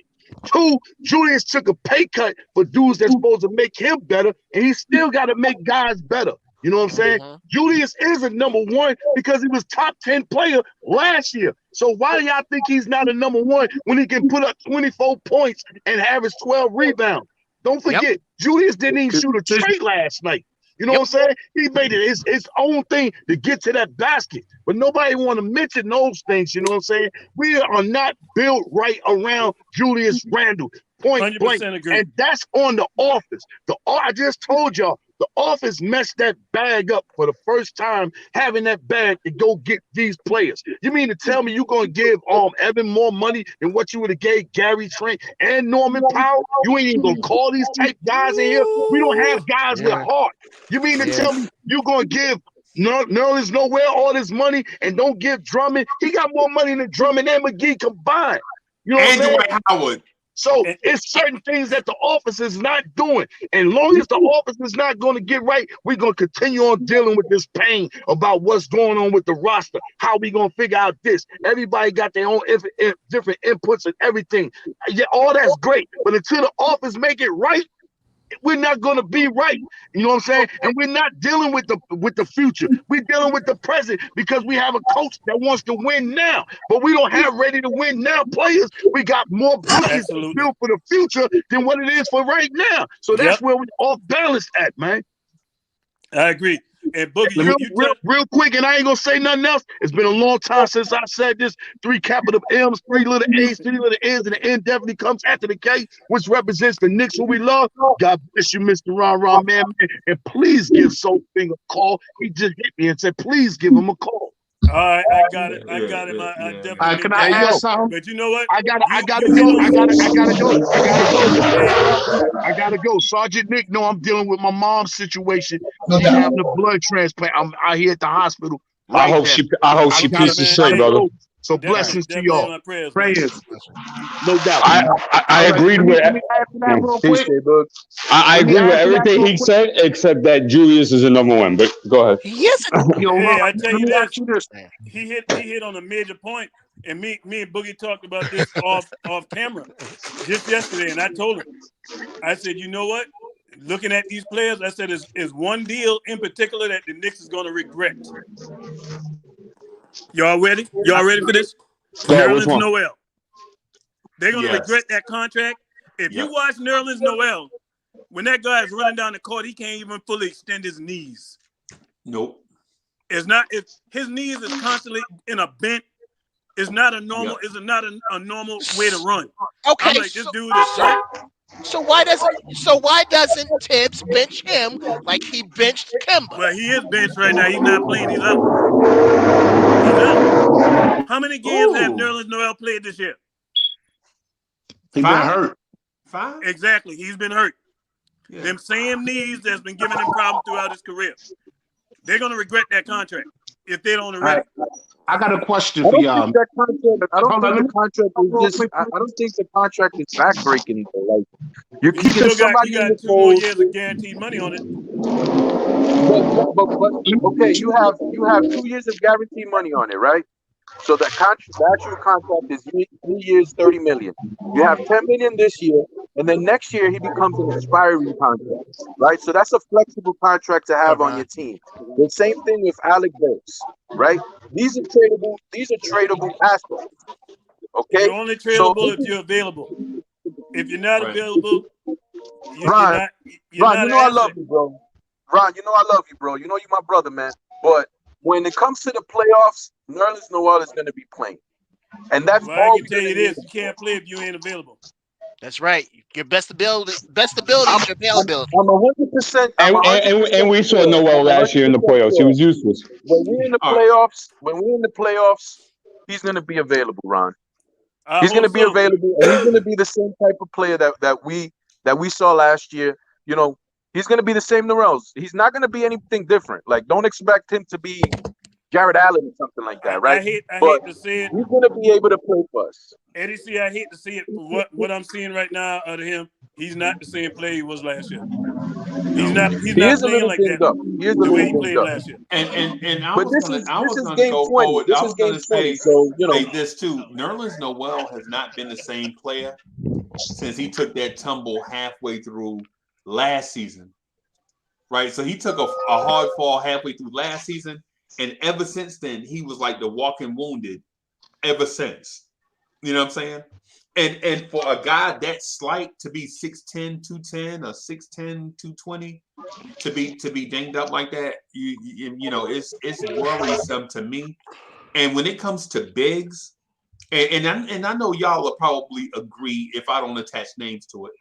And when it comes to bigs, I would rather have a lot of them on small contracts than a few of them on big contracts. Because of their longevity? Because they get hurt so easily. But he's the only one that's on a big contract. Out of the four, he's the only one that's on a big contract. But you just missed my point. We're four deep at center, and he's the only one that gets. But dog, you just missed my point. My point was I would rather have a lot of them on small contracts instead of a few of them on big contracts. Meaning, and not attaching names to it. Meaning, I would rather, instead of having Noel, would rather have had JaVale McGee and Dwight Howard in here, so we can have a rotation of McGee, Howard, Mitch, Sims, and Taj, right? And that's a lot of bigs, right? But think about how many are hurt right now. All four of our guys are hurt. When it comes to, I just got one last point, and then I'll drop it off. When it comes to stuff like that, those signings, I think the New York Knicks, it could be to a detriment. I don't know if I can answer that. But the Knicks are very, very family oriented, very people I know. They're not just trying to bring people in here to just for the sake of mashing up, a team and putting a team together. They like who they know. The reason why they took Obi, they knew Obi. They had Halliburton there, they had other players there, but they knew who Obi was. So they picked Obi at 8. Nerlens Noel, Alec Burks, they know who they are. So they gave him these contracts. They went out on a limb and they signed Evan Fournier. Right now at this point in time, I'm not going to say that that's a bad contract, because that's 3 years, $54 million for somebody who can drop maybe 18 to 20 points a game. I tell you, and he's been playing so much better the last 2 games. Yeah, I don't worry about Fournier's deal. I don't worry about Fournier. Kemba Walker basically fell into their laps, and he's on an $8 million contract, which is not that bad. It didn't work out for the first 20 games, but it's not going to kill us. So I think it's important when we talk about who we want to sign. Yeah, we want to get Dwight Howard. Look how that's working out in LA. We want to get JaVale McGee. I like JaVale McGee a lot. He looks like he's a good dude. You know what I'm saying? But you got to be very, very careful, Freeze, because when you working with your stuff, right? You ain't gonna let GI go just to sign one of the better people from another panel from another network to put into GI slot. Why? Because GI. I'll let go, G-Man. I'll let go, G-Man. And you gotta have GI back, even though you ain't changed at all, boy. But you understand what I'm saying? Yeah, I get what you're saying. I understand what you're saying, but you gotta do that. You gotta do that to upgrade though, because we know Nerlens Noel can't catch a basketball, bro. Oh man, don't get me started with that. You know Nerlens Noel. Hey, Ron, it's Mitch, 2 Rons. I'm sorry. Mitch Hey, Ron, what's good, man? How you doing, brother? Dude, you know how I'm doing. I'm on cloud 9 right now, man. Come on, man. Hold on. I can't say nothing else. First off, I just got to say this real quick. If I don't say another word, I got to salute and give big props. He don't understand the meaning, but y'all know I've been saying this. Man, Mr. Ron Cleveland, you don't understand the effect you've had on me, brother. You don't get it. Like I said when I came into this whole, content creator podcasting game, it was because of Sim and watching his channel. But when I was ready to actually do it, it's because of watching your channel and seeing how you brought everybody together. Remembering when I used to see you on Knicks Fans TV, and then I was like watching your channel, I was like, man, this guy did it. He got so much love and so many people rocking with him. I said, you know what, it's time for me to do it. And I was so sad to see you go, but I appreciate you, and I understand your calling, man. And I'm just happy to see you out here giving us a little bit of your words whenever you can. So thank you. Salute. Ron, I thought I was your idol. I second that sentiment. Appreciate you, Ron, man. Appreciate you, man. Appreciate man, listen, there's only one real Ron out there that I respect and say he's a better Ron than me. That's you, brother. Nah, man. But there's only one cornerstone. I'm just a guy, man. I'm just a guy. There's only one cornerstone, right? G-Man, get your guy, G-Man. Crazy. You care right now. You get your guy, G-Man. I tell you, kids need to be seen and I heard. You send him in Kev is in a 30-second timeout. He love attention, bro. He love attention. He can't even let Ron give Ron his flowers. Yes, I can, bro. man. You see Ron know how I love him, man. You see how fast Cornerstone, my guy, aka Cornerstone, not the corner store, not the brown bag special, the one and only. You know what I mean? Cornerstone Kev, man. Hey, aka Broman Insurance on the that's right. 5th floor. Tell that to my counterpart. Tell that to my counterpart. And G-Man already know how we go. You know what I mean? But G-Man, hey, man, it feels good. It feels good, really. You know what I mean? We missed you. I'm going to tell you, the biggest thing, my biggest disappointment right now with our team, fellas, is after that 5-1 start, to look at what we've become.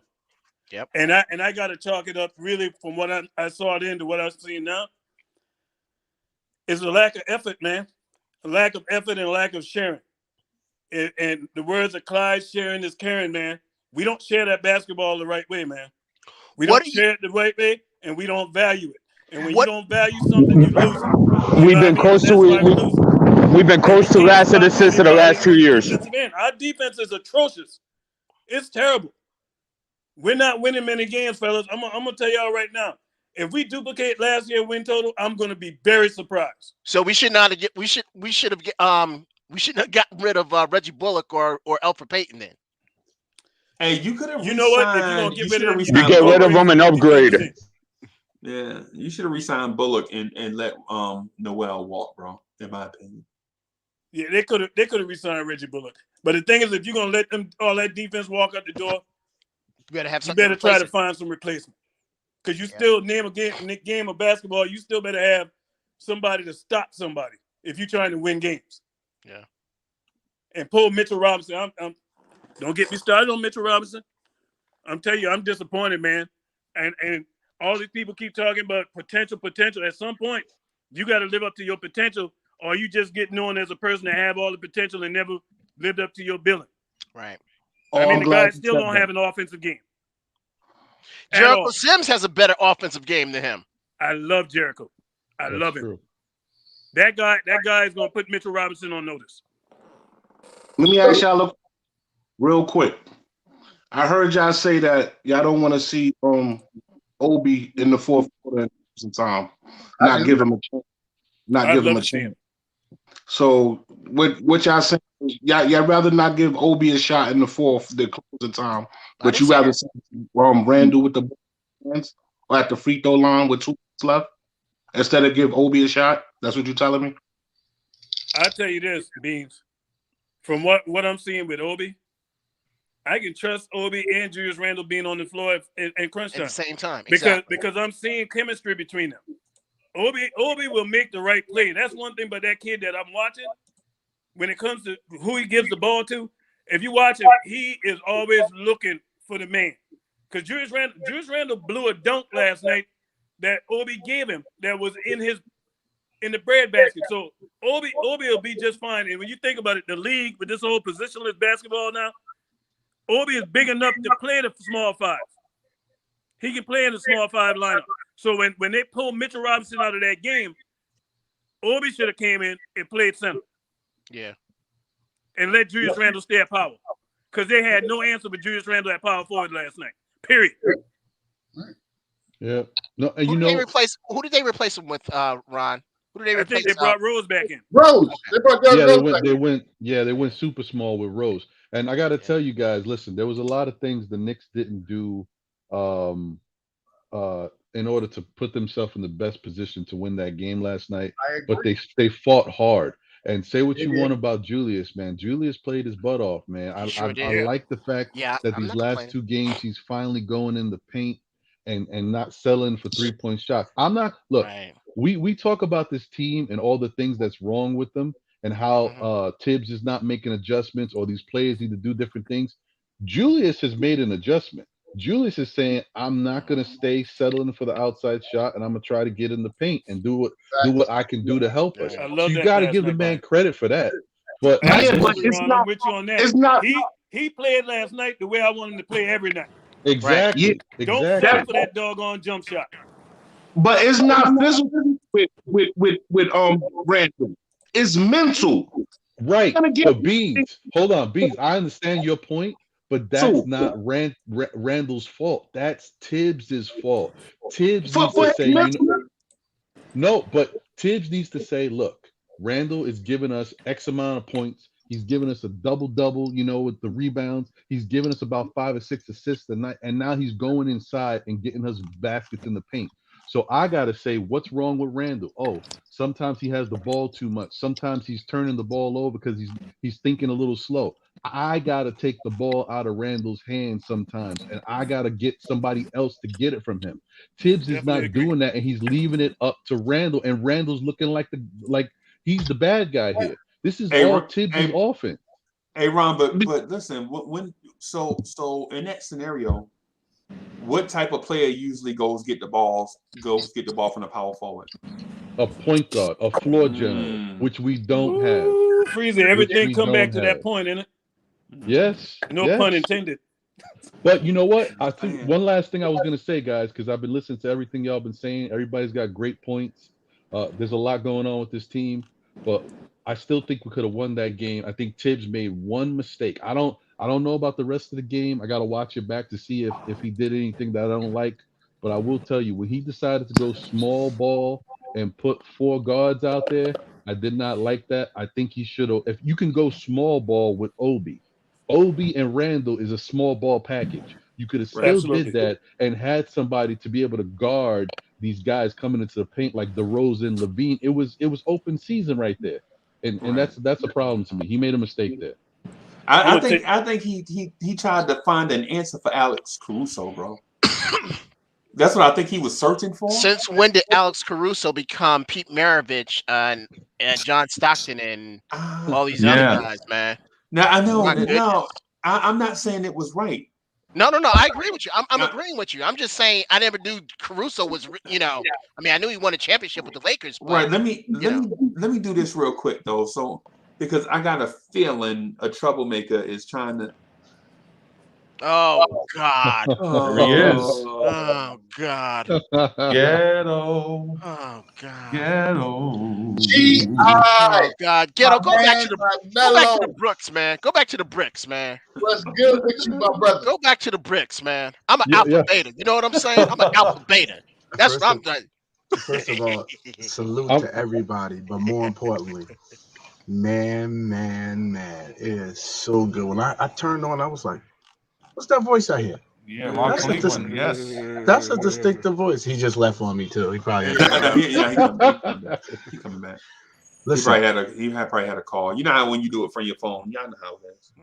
All right, here you go. Roll the tape. Come on, man. I am blessed.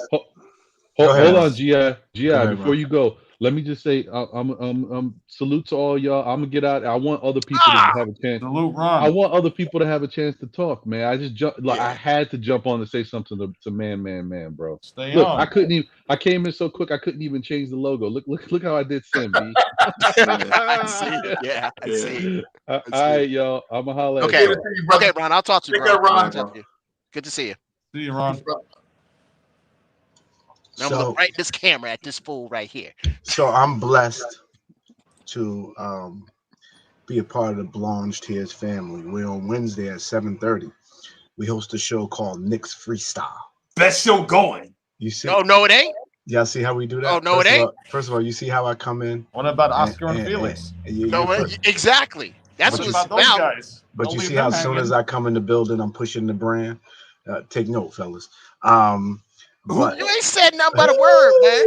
You ain't said nothing but a word. Shots fired. You said nothing but a word. I like that. That was smooth. I like that. That was like cognac just now. You better take that back to the bricks. That was like cognac. You better take that. You better take that back to the bricks. Hold on, G.I. Continue. Go ahead. Continue. It's Friday, 5:00 somewhere. So cognac is. You better take that back to the bricks. So listen. This Wednesday, we're with me and my co-host. I'm sorry, I'm the co-host. Me and the star of my show, Free Keith. We're bumping heads a little bit, but we're doing it politely, right? But he made a statement that Uncle Freezy let him off the hook of, and I was a good co-host, so I fell back. But he said we turned the corner. And you were in the chat. Sorry, I was there. You're right. In fact, I get him in here right now. In fact, get him in here right now. What corner? What corner on Fifth Avenue? Your font. No, definitely not Fifth Avenue. Look, I went for typing regular text. I went immediately to cap all caps, everything cap. Like, what are you talking about? Hey, Danny, Danny, it definitely wasn't Fifth Avenue. It was probably Fulton Street. It was Canal Street. You didn't see it? Take a look at that bad boy. That's crazy. No, we're not talking about your block. We're talking about Wednesday. But no, that's a beautiful building you're working in. But it is for sure. But I said I'm gonna give it 10 games. I was not shocked last night, not remotely. I just don't know how Leon Rose sends Tibbs out there. Tibbs can't get fired. You can keep complaining about me. Absolutely cannot get fired. You know what you have in a coach. He showed you last year how he wanted to play, and you made changes to the team that go directly against his philosophy. And then you're telling Julius and him and everybody to figure it out. The only thing, Ron, glad you came back, Broski, man. I definitely to see your smile, man. I want you to know the Lord is with you, brother. And I got your. I wish I know I would put my shirt on. I'm gonna wear it today because I still wear it from time to time, man. But I want to let you know, man, you have made this thing easy for me. You made me talented, and then you disappeared, so I got to shine in your absence. But thank you for all you've done for me. Hey, I can't take the credit for that, man. My man Freezy got a lot to do with all this stuff, man. And he knows.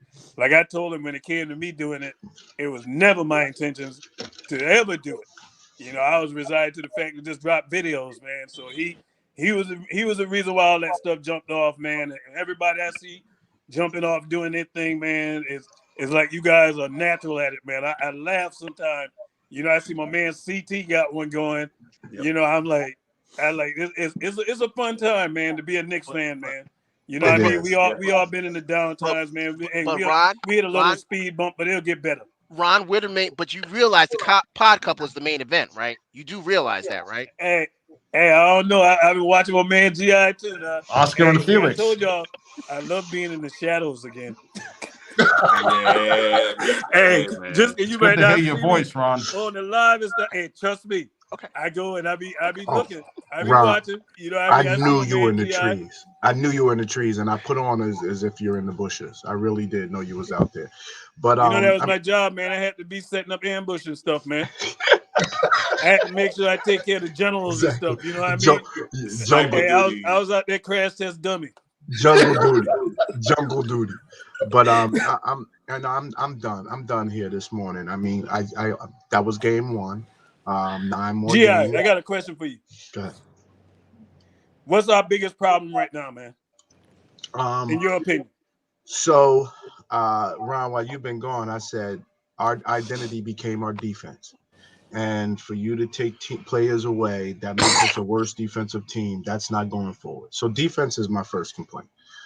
Because I could care less how the offense looks as long as we're stopping other teams from scoring. I have no problem winning ugly. The next is we need a general. We need a floor general. I'm with you there too. Yes. Me and you see eye to eye, partner. And those two things, man. But let me ask you this. GI.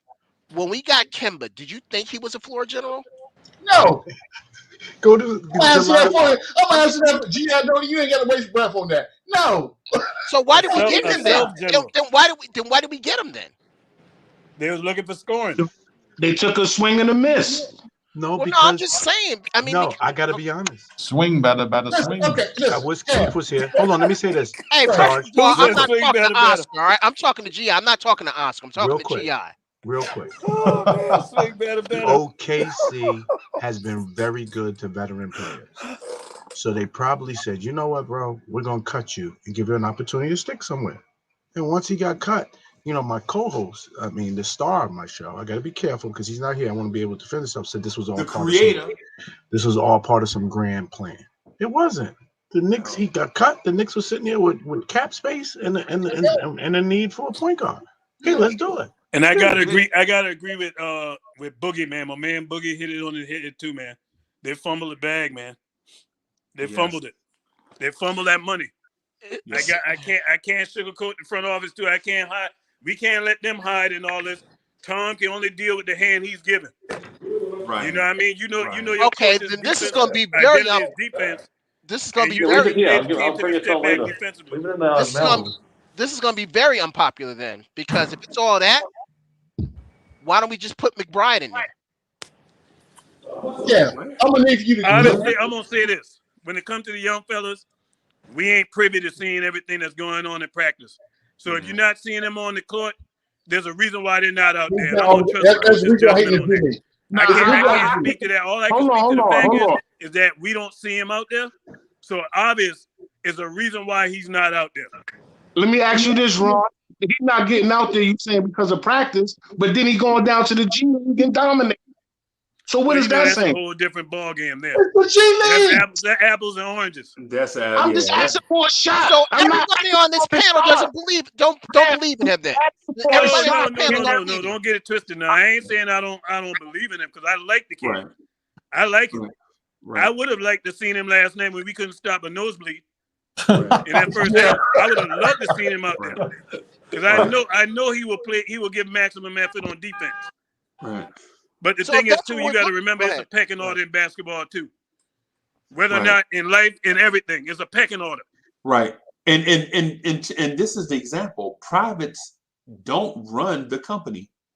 No, right? Exactly. Privates are at the end of the line, at the end of the squad. And the more they learn, the closer they get to the squad leader. Till at some point they become the squad leader. With their one bar on the And so when No, I think all right. You could say that, but I think guys are afraid to let these guys shine. I really do. Now, Kev, just think about what you just said. What would it benefit a front office or coaching staff to not let a guy shine that can shine? What's the benefits? I'm asking. There's no benefits in that. Yeah, okay. Listen, I'm gonna sum this up for you in 20 seconds or less, right? Two things that we have never addressed as an organization, being the New York Knicks, is a legitimate point guard and small forward. Anytime we go into the draft, boy, somebody 6'9". Well, you about to make me cry, G-man. But we just drafted a point guard. What are you talking about? We drafted a point guard in this dude. When I tell you to be seen and I heard, oh man, go ahead with that, man. That nursery rhyme stuff, man. Go ahead with that nursery rhyme stuff. I ain't in kindergarten. I ain't in nursery school either. By the way, Ron, this started on your panel. I remember I used to have to separate them. Yeah. Hey, listen, but on the real though, fellas, check this out, right? We have been making substitute moves to address the root cause, and that never works, right? So we've been talking about a point guard for at least the last decade. At least the last decade. And when is the last time we had a legitimate point guard? A legitimate floor general to come out and orchestrate the offense. We had Jason we Kidd for one season. Two of them. What are you talking about? We drafted two of them. We drafted the guy, and we drafted the other one that stashed away in Spain. We had 1 year of bring back Steph. Jason Kidd. Remember we had 1 year we won 52 games with Jason Kidd? Yeah, Jason Kidd that stopped. Yeah, I remember that. Cully? Yeah, here Cully comes trouble, was y'all. Oh my goodness! In the morning, afternoon, Cully? Yo. What's going on? 24-hour Cully, baby. 24 All I have to say is man. What's going on, fellas? What's up, Cully? I haven't talked to What's you going yet. on, Cully? Good to see all my guys up here. Hey, So Cully, it's a so I blessing to see my listened. guys up here. I listened to the Otis freestyle at work the other night. Yeah. Yo, that joint must be what, like 10 years old? Nah, I was like 19, 18 years old, man.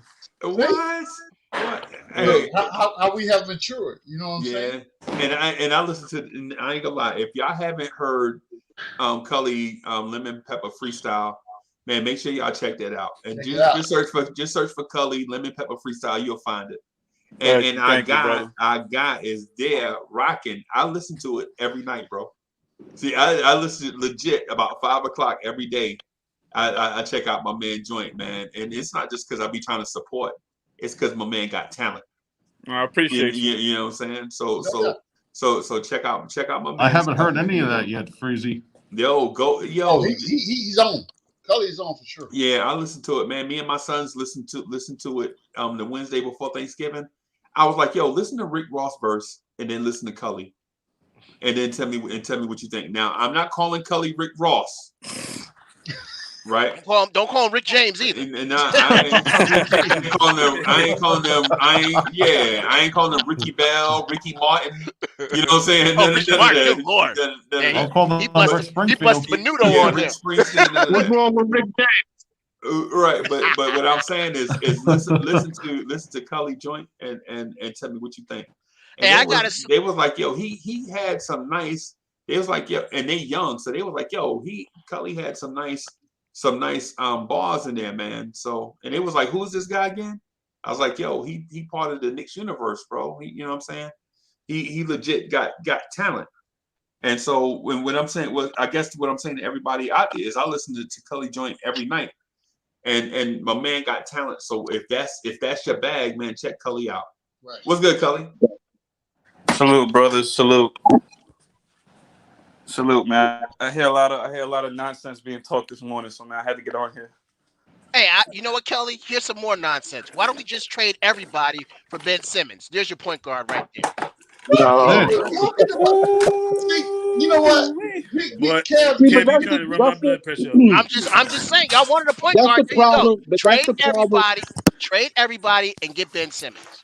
No But way. that's the problem that we have, you know. And I'm gonna say something that's actually a point that was from Ghetto Intellect more than a year ago, and it's super unpopular because us as Knicks fans are very, very impatient.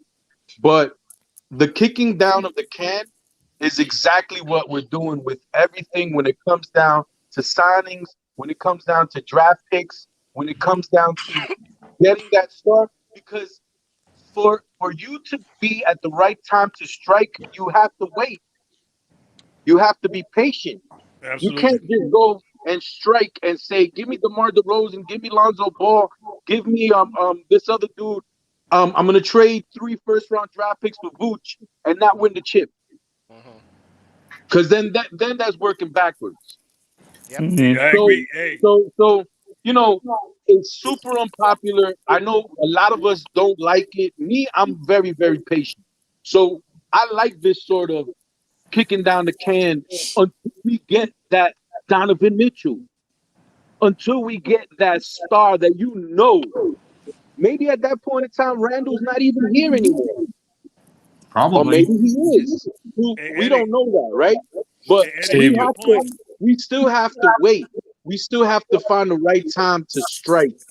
And if there wasn't the right time last year, then it wasn't. And if it's not the right time next year, then it isn't. But when it comes the right time, we're going to be ready for it. Why? Because we have first-round draft picks. We have second-round draft picks. We have tradable contracts. We have tradable assets. We have everything that you need to acquire somebody. $19.5 million. We have everything that you need to acquire somebody. And if so, we can trade these contracts to open up cash to sign somebody. The only I'm gonna give you a problem newsflash. That's what they're doing. They're being patient because it's an illustration. What man go to build a house and don't count the cost and seeing what it's gonna take to build that house? You don't just go out and build a house and don't have a plan. Right. You know what I mean? When they acquired all them assets, to your point, Eddie, when they acquired all them draft picks and stuff, it wasn't for players. All them players ain't gonna be on this team. Common sense. Common sense tell me it's for a trade. And they're gonna make a trade this season, and it's gonna be somebody major to pair with Julius Randle because they see what we see. Julius Randle needs help in that starting lineup. That starting lineup is terrible. Terrible. Yes. Let's just I face think it. It's terrible. so much better. I think it's gotten so much better since Alec Burks has been put in the starting lineup. I think it did go from bad to worse. Even though I go back to what I said at the beginning of the podcast, even though we've lost these 2 games against the Nets and the Chicago Bulls, the play has been so much different. I think if we would have kept that same lineup, we probably would have gotten blown out by these guys these 2 games. Instead, we're being competitive. We're being in the games in the last second of the games, and we could have come out with a win.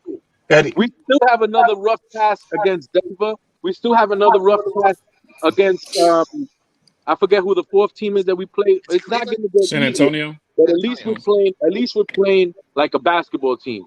At least we could sit down and watch the game. You talk And about the a point Knicks guard. still don't have a closer. Eddie, I would love to have Delonte, whatever they got Murray from San Antonio. That's a point guard that I would like to have. Eddie, yeah. Eddie, good afternoon, my guy. First of all, you be so on point. Me and you, we very rarely disagree.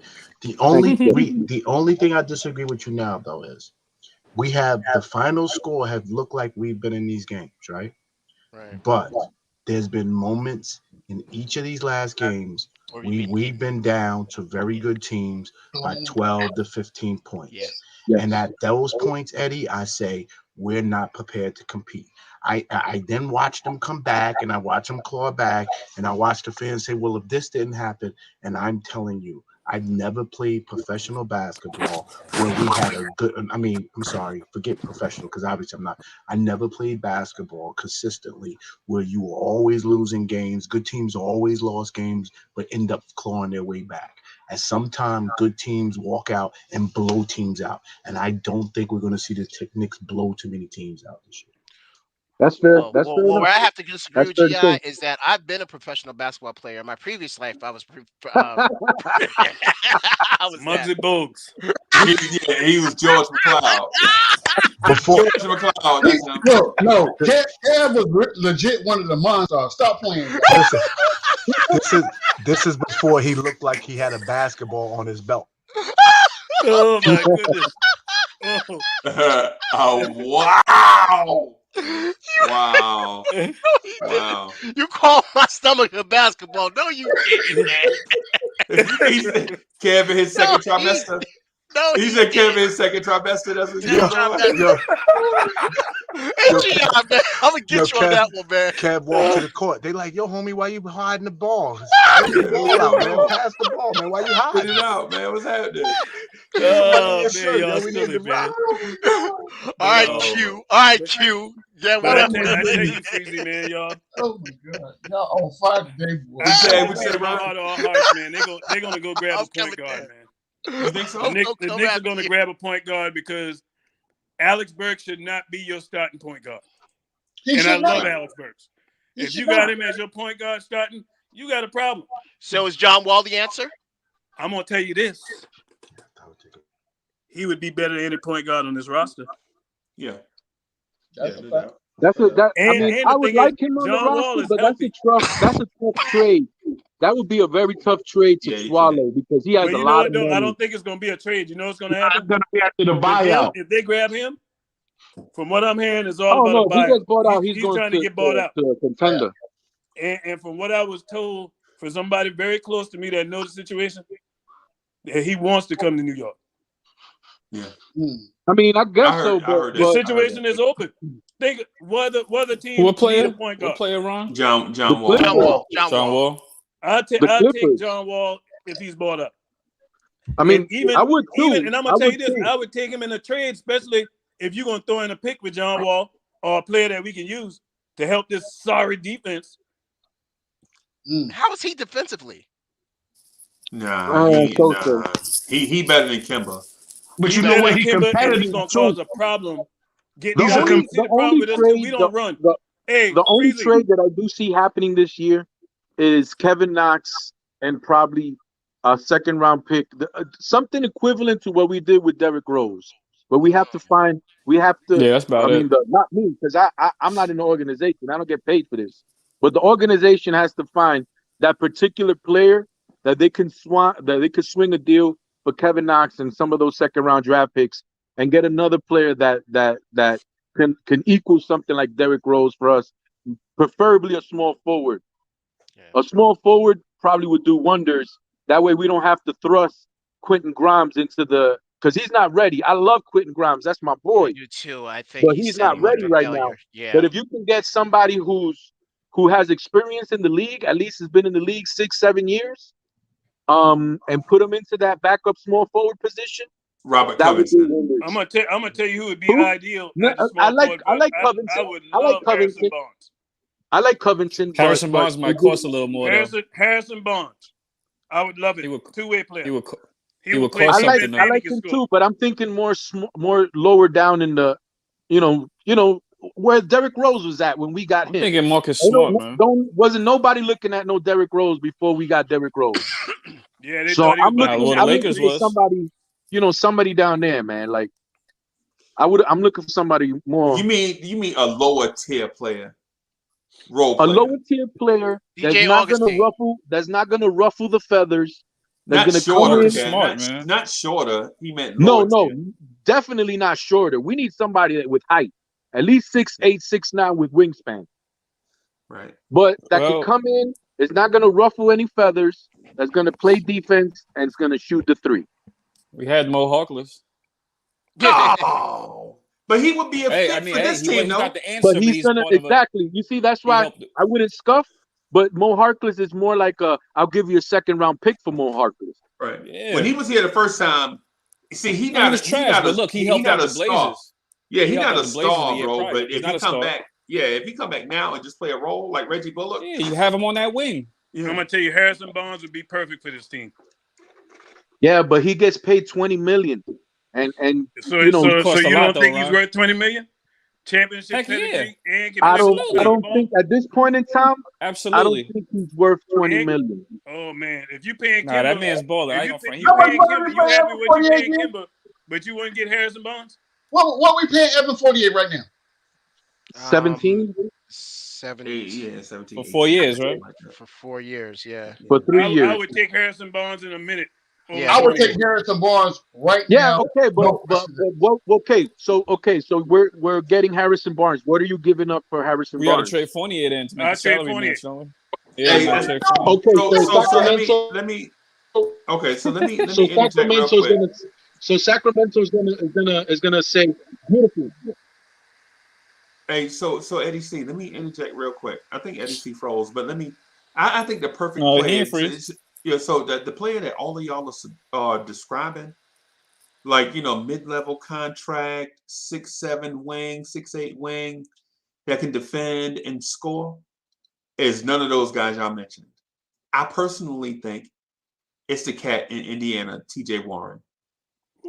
Because you talking about you talking about somebody with a dog mentality, with a Kelly Oubre mentality. I like it. That can create his own shot. That's a good one. And is used to being the third scoring option. Yep. Okay. And for the most part, he guards every number one option wing player. So when we play Brooklyn, he gonna guard Harden and Durant, right? When we play Chicago, he gonna guard Levine and DeRozan, right? And he just the type of player. When he was in Phoenix, he was the third option when they only had one option. Yeah. He just his mentality is just that. Like, I don't want to be the alpha, but I'm one heck of a second or third fiddle guy. That's his mentality. Now, Uncle There's Freeze, one question with that, Freezy. does he want out of Indiana? Does he want out of Indiana? And that's not the question, Kelly. There's one question. What's that? What's the status of his injury? Kelly, you talking about his injury? Kelly, you phased out. What were you saying? I think that's what you're talking about. His I think he was talking about injury history. Injury history. Yeah. Well, I would tell you this. Right now, I would wait on him to get healthy and then give Indiana a whole bunch of those second round picks that we got stored up for him. You know what I'm saying? Because we got a million. Go ahead, Cole. I'm sorry to cut you off. My bad. I just had one question about T.J. Warren. The question is, it's not only does he want out of Indiana, his health. What is the status of this man's health? Right. That's what we was talking That's what we was about. going over. Okay. I missed it because somebody called me. Yeah. So right now, I don't think he's back from his injury. Right. Which in my opinion helps us, right? Because Indiana has a new coach in Rick Carlisle, and they're trying to figure out some stuff, and they have these things, and they don't have a winning record. They're trying to figure out what they're trying to do with all this core and all the stuff that they got. And I think right now is the right time, you know what I'm saying, to go out and pluck, you know what I'm saying, pluck them away. And you know what I'm saying, once he get healthy, of course, the passes physicals, and we see all this stuff, because him, Brogdon, Caris LeVert, Sabonis, Miles Turner, Chris Duarte, all them dudes for some reason can't play. They don't play well together for some reason, right? You know, notice I mentioned 6 dudes, right? Yeah. I ain't even mentioned T.J. McConnell, and so for some reason all those dudes can't play together. It must be a chemistry issue. I would load them down. I would be excessive with second round picks to get T.J. Warren, and then what you can do is either bring him off the bench, right, or start him, depending on how you feel about RJ and Evan Fournier. I would also monitor. I don't like RJ and Fournier on the court together. Right. Me personally, I don't like that pairing. So even so say you bench RJ. Just say now I'm not a fan of benching RJ. Right? Yeah, I say okay. RJ should be a starter. Yeah. But say you bench RJ to have a all veteran lineup, right? All veterans, right? Then now you got RJ running with the second unit with Quickly and Obi and all of them guys. And you look at it through the season, they actually play better together. He played better with the second unit. He played better with them. Yeah. Right. And so I'm not a proponent of benching RJ, but what I would say is you talking about now you give GI what you want, you give Uncle Freezy what he want, you give Ron what he want, you give Cornerstone Kev what he, because you get the third scoring option. You get Cornerstone Kev don't know what he want. I thought he wanted bubblegum. Cornerstone said he just want to win. Who said that? G-Man? Yeah. Who said that? Wait, so what about Derek? I said it. No, you didn't. No, you didn't. I know who said that. So Eddie C. So what do you think about bald-headed stooge, Mr. Roll the Tank? So It's a bunch of bald head guys in here. Yeah, but Yeah, but one is on a fake fraternity, so that's no. Oh my god. Hey, so hey, that's why so Cully, that's why I tell young guys, don't grow all your hair at all at once, bro. Don't grow dreads, because when you get to be about 40, save you some. Save something later. I just got one question too, though. Well, not a question, but what about Derek Jones, man? Well, I thought about him too. They ain't giving them up. He getting some value, but I'm thinking like, damn, why? I'm thinking like, why don't we try to make a run for him? You know It's got to be really low on the totem pole, man. Like Yeah. I got somebody in mind. What were you gonna ask me a question, Freeze? Yeah, I was gonna ask you that, but let me say this to Cully real quick. They're not gonna trade Derek Jones because the second year player, Patrick Williams, is out for the season. Right. Yeah. I tell you what, man, that point guard position is what just really bothers me the most. But I mean, we had that problem last year, and they come back with the same problem this year, man. Yeah, right. That's the most disappointing thing. That point guard should have been addressed ASAP. That should have been the first thing. When you knew last season you had to go out and get Derrick Rose because your point guard situation wasn't right, and then you neglect that. Oh man, I'm disappointed with what I'm seeing. I ain't gonna even front, fellas, man. And if your point guard situation, your front line of defense ain't right, everything else gonna suffer. It's like a house being built without a good foundation.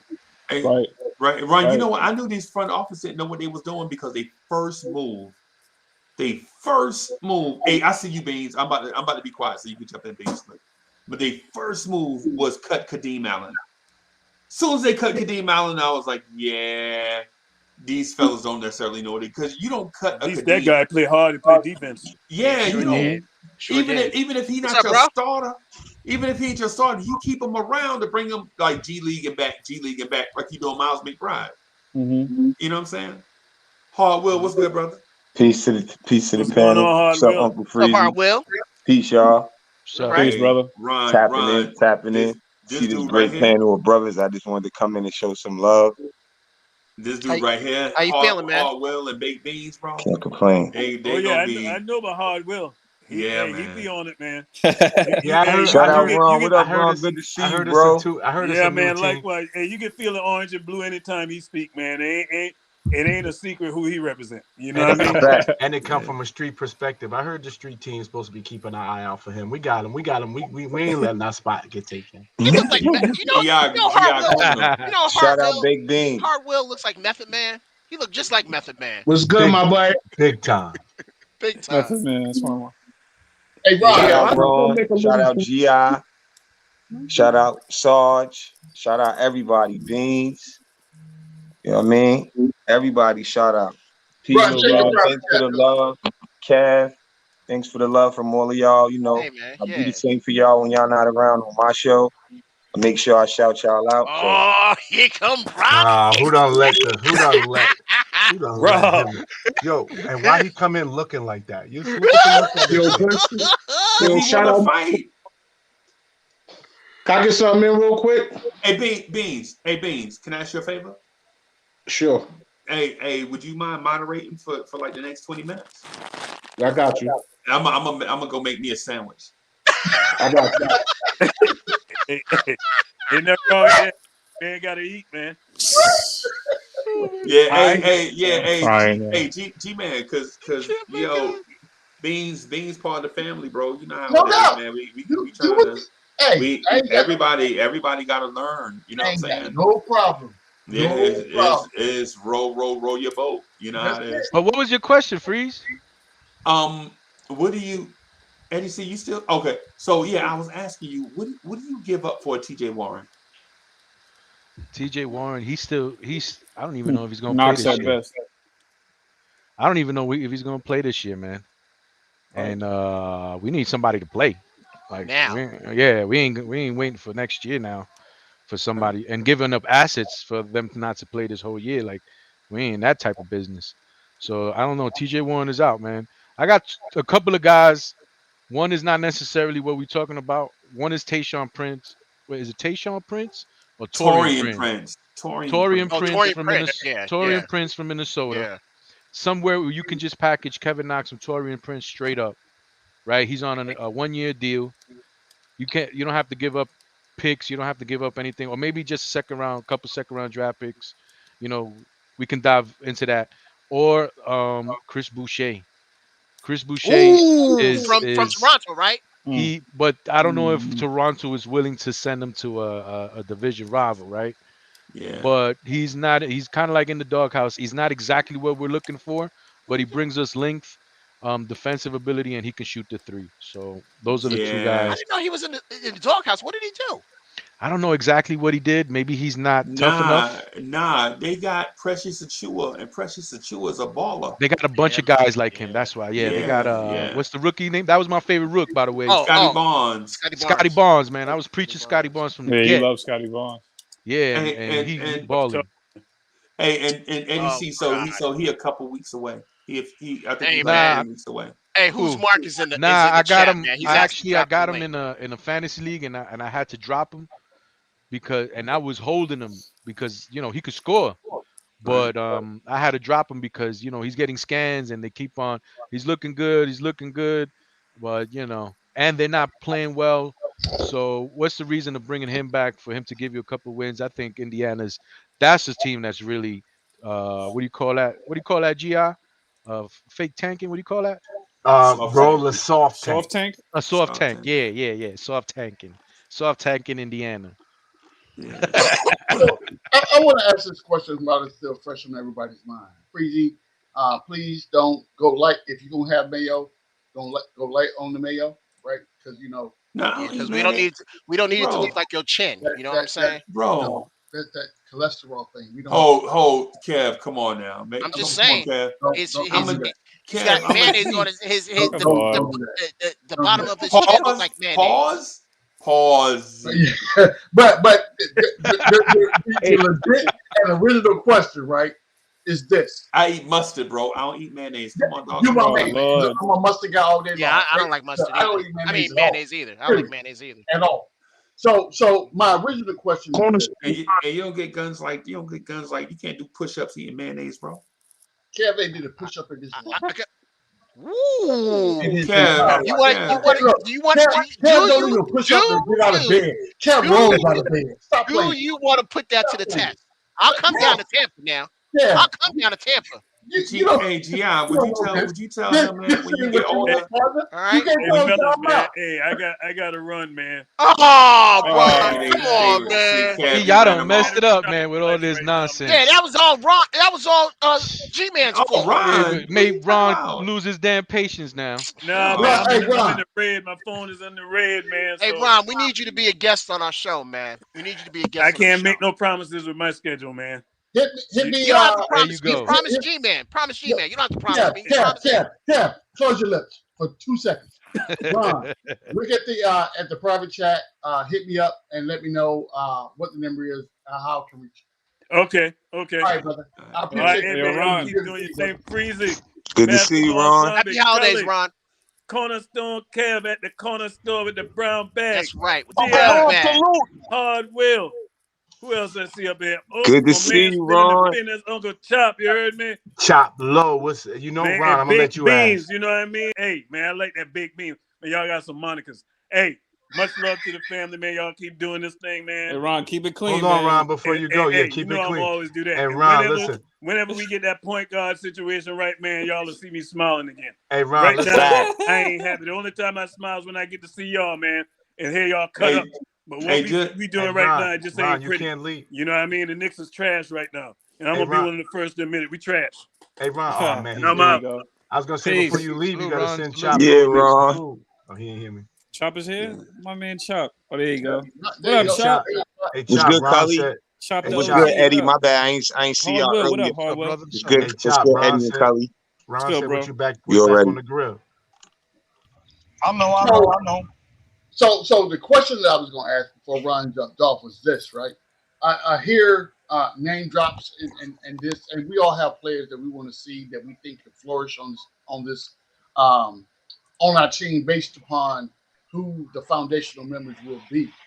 Do you think that sometimes, as Knicks fans, based on where we have been, where we have come from, and where we believe that our station in life is, we don't aim high? And I hate to use an F-word phrase, right? But do we feel like that, when we start thinking about certain players, that they're just out of our realm? There's no way possible we can get X player to come play for the New York Knicks. And what that does is that causes us to go into a mind frame of where we believe, and the PR was great. And somebody told me a long time ago, the MVP of the New York Knicks franchise is the PR department, because they will spend whatever they need to spend to make you believe whatever they want you to believe. So when we came up with the Evan Fournier deal, and then on the backside of that, we said, oh, by the way, we getting Kemba Walker too. So we said, okay, we're gonna take a flyer on that. We're gonna see how that works out, right? First 20 games, not so much. So that didn't work. What are we doing now? It's okay for you to take a flyer on something, but I need for you to have a backup plan. That can't be the flyer and you expect me to wait for the next 20 games to say whatever. But I got a call I got to take real quick. Uh-oh. Man, All right, but go ahead, babe. Go ahead, babe. My brother was good. I was. Damn, you got some new people in the chat. Will, Raw, Hello, Mark. gentlemen. What up, fellas? We just pulled up. Oh, Mark. What up, Mark? What's up, My Cully? God. What's going on, brother? Uncle Freezy, what's up, baby? Hey, what's up, boss? What's good, y'all? Yo. What up, Rob? Rob the OG. What's good, What up? What's up? Rob, I see you following me, Rob. I see you following me, big bro. Man, you know me. I'm over here busting out these FedEx trucks right here. They got me in here early today, so I don't Go have to work Cowboys. nights. Go Cowboys. Oh, Go yeah, Cowboys. Yeah, them boys is Mr. there. Baked You Beans, got to what's keep up, the boy? star. You got to keep the star. Hey, Yo, look, Uncle check this Freezy, out. how What's you up, felt about Rob? last night's game? Well, So I'm frustrated. I'm ¿Qué le frustrated dijo? by I'm frustrated by how we lost, but I'm not frustrated in the grand scheme of things. As a yo, I'm a hardcore fan, and who's Mark know that, because he been back in the day. We used to be on Sim Joint going back and forth, man, about the future of this franchise. You know what I'm saying? He know, man, I'm hardcore, but I'm also realistic, right? And I know that we were outmanned last night.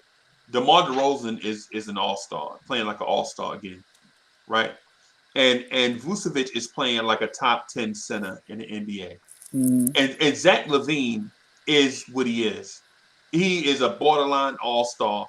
Probably is going to be a multiple-time all-star in this league. And the thing that we don't mention, and we should, Billy Donovan is a heck of a coach. Yeah, that offense clicked, man. Right. And the Chicago Bulls organization, they cleaned house. They got rid of all those negative dudes in there that couldn't evaluate They did a talent. 360, bro. Yeah. And so the Bulls have done a car wash on the organization and came out on the other side squeaky clean. You know what I'm saying? And the fact that they have the fact that they're the second seed in the East is not luck. They're a good team, right? Yeah. And we battled the second team in the East to within a 2-possession game with 2 minutes left to go in the game. And what's so funny, Freezy, I said it like before the season started. I told people Chicago was going to be good. Right. Just off the fact that bringing in Lonzo, he's able to play with 2 guys that he could play off of, that run the floor. Because even if we'd have drafted Lonzo in this offense that we got, I don't think he would have been he wouldn't have flourished as how much as he flourished with the Bulls, the way they playing style is. Right. He's more conducive to the run game, and we don't run whatsoever. So I told people Chicago was going to be good, and I like what I heard from you is how we lost. That kind of pissed me off last night. I ain't gonna hold you, because regardless of the situation, remember they didn't have Vooch last time we beat them, so there's no excuse to that. At the end of the day, we was right there for the win, but the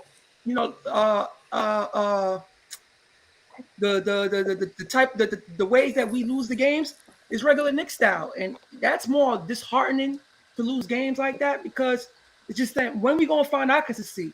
And people keep saying it's only 22 games, but do you realize everybody played damn near 22 games, and everyone how they gonna win in end games?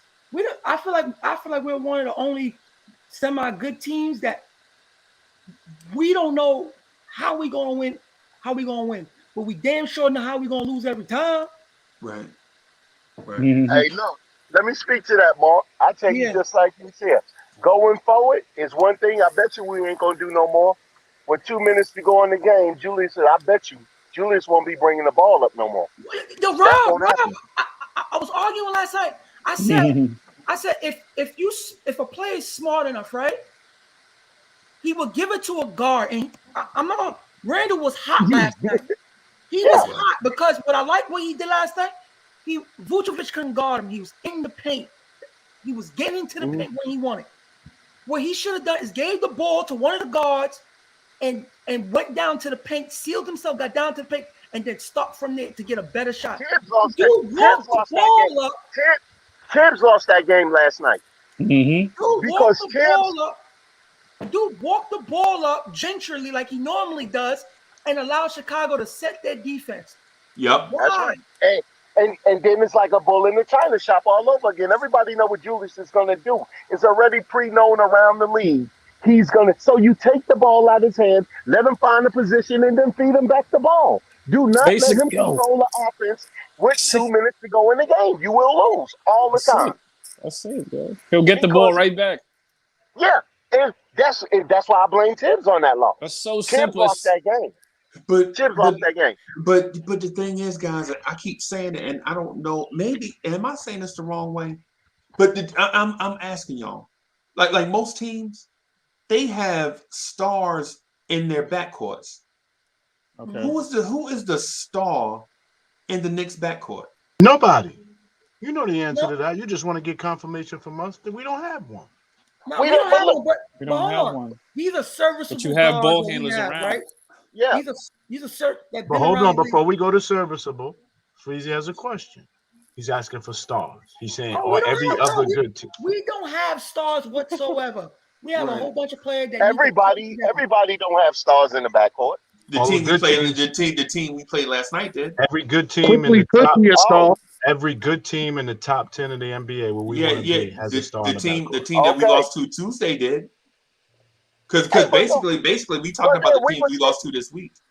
But it came down to that's good coaching. And bad. Hey, look at here. It came down to coaching. You cannot have Randle. 2 games he tried to. 2 games back to back. It was something with Randle down the stretch of the game. He played a magnificent game, both games. Now that's up to your coach to say, okay, well, I'm not going to put Randle in this decision in this position any longer because you fail at the end. But Ross, if Fournier is not the star, why do you sign? Hey, look at here. I'm saying, look, Fournier $58 million is not going to be what you call a star. Yeah, but Rob, biggest signing. But what Freezy is saying to you is, if you're not going to give the ball to Randle down the stretch, who then are you going to give it to? In star time. Listen to what I'm saying. Listen to what I'm saying. You don't give the ball to Randle bringing the ball up court. You let Randle go find a position and then you feed him the ball. Not to say that he's not going to close the game, but you don't want him bringing up the ball. So what's the defense? So what's the defense going to be doing during that time? When he's bringing Look, what the defense is going to do, you got to put Randle in a position. He will be able to command the ball and get the ball. Nobody's going to stop him from getting the ball. I don't care what the defense is, because Randle is a bull. Randle will get the ball. But you don't want Randle to have to make that decision at the end. Rob, I love you. Rob, I love you, but you're giving hypotheticals. Let me ask you this question, bro. No, what I'm saying is, the Tibbs need to, because it's going to be the same result every time. It's going to be the same result. Randle may succeed out of 5 times, 1 time if you put him in that position out of 5. So that's 4 losses. You 1 in 4. And I'm not taking anything from Randle. Randle just doesn't need to be bringing the ball up. All right, so let me ask you this, Rob. What do you do when you after out of bounds and he run up to you and clap his hands? Like, yo, I don't give him the ball. No. The captain, you going to deny him the ball? Hey, they done denied him the ball a lot. I done seen and then Tim's gonna take you out. I done seen Quickly not give him the ball and didn't get taken out. You've been shunning him. I saw it. It's been done. Quickly did yesterday with Fournier arguing. Yeah. Quickly did it to him Tuesday night, and Quickly was yelling at him, "Why you keep coming over here?" Did y'all see it? Did y'all see it on there? Yeah. But to your point though, Rob. But I'm gonna say this just real quick. I promise you, I'm gonna get out the way and go make a sandwich, right? So Brooklyn is number 1 in the East, right? They have a star in their backcourt, right? Chicago is number 2 in the East. They have a star in their backcourt. Washington has a star in their backcourt. Milwaukee has a star in their backcourt. Miami has multiple ball handlers. Cleveland, who's ahead of us, has Darius Garland. Atlanta has a star in their backcourt, right? Boston's ahead of us. They don't have a star in their backcourt, but they have ball handlers. Charlotte, who the team directly ahead of us, has a young budding star in a backcourt, right? At these moments, at these clutch moments that you mentioned, and I agree with you. I don't want a 250-pound power forward bringing the ball up in the last 2 minutes. But what other options do we have? You have, he doesn't have to bring the ball up. My thing is this here. Rob, could you answer the question, though? Could you answer the question? No, Rob is answering the question. Let him answer the question. He's not answering the question. You don't have to let that man bring the ball up. He's offering the You don't have to let that. You don't have to let that man don't have to bring the ball okay, in position. Okay, but guys, can y'all answer the question? We're intelligent men here. I already said. The question was, if Randall's not going to bring it up, who? Come on, guys. You can find somebody to bring it up. You got Burks. You got Burks himself. So y'all don't have an answer. They're not playing. Who's the facilitator? Answer the question. Y'all don't have Randle an could answer. be the facilitator. Just We get in gave you position. the answer. You don't like the answer. We Randle gave could you be the the answer. just get in You position. don't like the answer. What the hell is G.I. talking about? Yeah, that is the We answer. gave you an answer. So Cully, who's the answer? Evan Fournier? Anybody? No, You have different. You have multiple play. You have multiple ball handlers on this team, yo. You have multiple ball handlers on this team. All they got to do is bring it up, and Randle could clap for it all he wants, but clap for it when you're in position. Don't This clap proves for it. we need a point guard bad. You know what's another thing? Big It does, but there's no point if Tibbs doesn't allow point guards to be point guards. We have no offense, and we have to run through Randle for But the wasn't season. RJ? What? That's why I said Tibbs lost the game. RJ was facilitating and do point guards. Hey, so let me, because I was actually answering the question that who's Mark, because who's Mark was about to get in his bag, and he asked me a question, and so I just asked that in order to expound on what who's Mark was saying. But Mark, what I'm saying is so we have 5 guys that we could probably rotate as Quickly, RJ, Fournier, Rose, and Burks, right? Mm-hmm. But so these are capable ball handlers, but none of these guys are high-level facilitators. Yeah, they're not. No, we don't have no high-level facilitator on this team. Not at all. Right. Not You don't have not one. NBA ready. NBA ready, right? Okay. Right. Nah, but Randle averaged 7 assists. and 6 turnovers. And 6 turnovers. No. No, I'm agreeing with you. I'm not saying he. I'm saying he averaged just his amount in turnovers that he do assists. Baked beans. If I have a player on my team that handles the ball at a high usage that drains the clock, of course he's going to average those assists because he has the ball in his hand majority of the time, because we have to go through him, because to make him happy, to make sure he gets how he plays, is we have to give him the ball. We can never rely on him to come downhill, to run pick and rolls properly. We have to give him the ball to be effective. So a player like that is going to accumulate assists because he has the ball for the majority of the game. Yeah. And plus, when you wind down the shot clock and you kick it to somebody, they have no other choice but to shoot. And if they make it, you get an assist. If they miss, it's a rebound. So, Baked Beans, for example, right? People say Steph Curry's not a good passer because Steph Curry know that he could do things off the ball to benefit his teammates. Imagine if Steph Curry went through pick and roll every night to get people off. He would average about 8-9 assists a game. And he averaged 6 to 7 assists a game without dominating the ball. Yeah. Oh, he will when his boy come back. You get what I'm saying? What about turnovers? Turnovers also applies as well. Right. That's what and I was you know what talking you about. and you know what Golden State Warriors fans are complaining about right now? And this is the irony. The Golden State Warriors fans that I talked to, and if y'all hadn't checked out Athletic Alchemy, y'all check him out. He a Golden State, he a Bay Area fan, 49ers. I love Golden State, bro.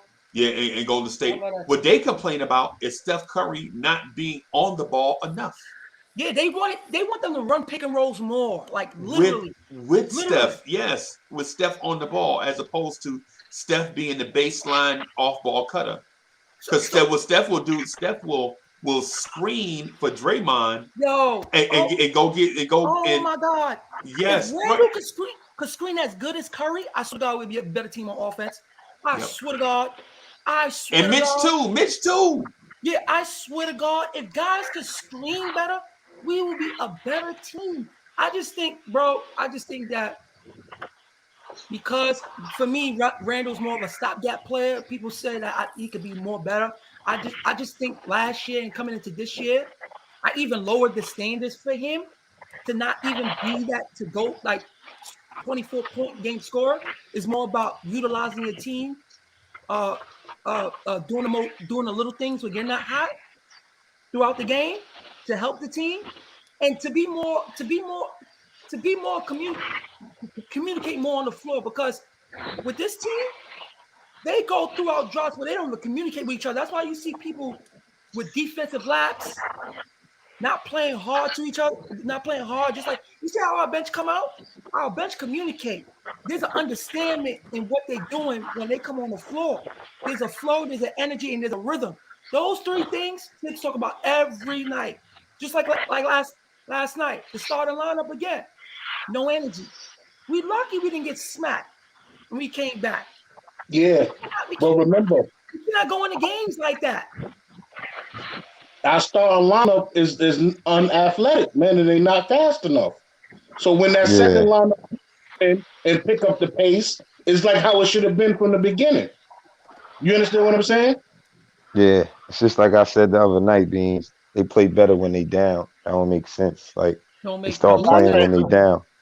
That's crazy. And then they play good. If we could play like that, and you know what's crazy while I'm listening, all right, I think that the players that we have should be motivated. They playing against all-star teams with all-stars on them, and we don't have them type of players, and we still in the game, but we're not making the right decisions to close out games.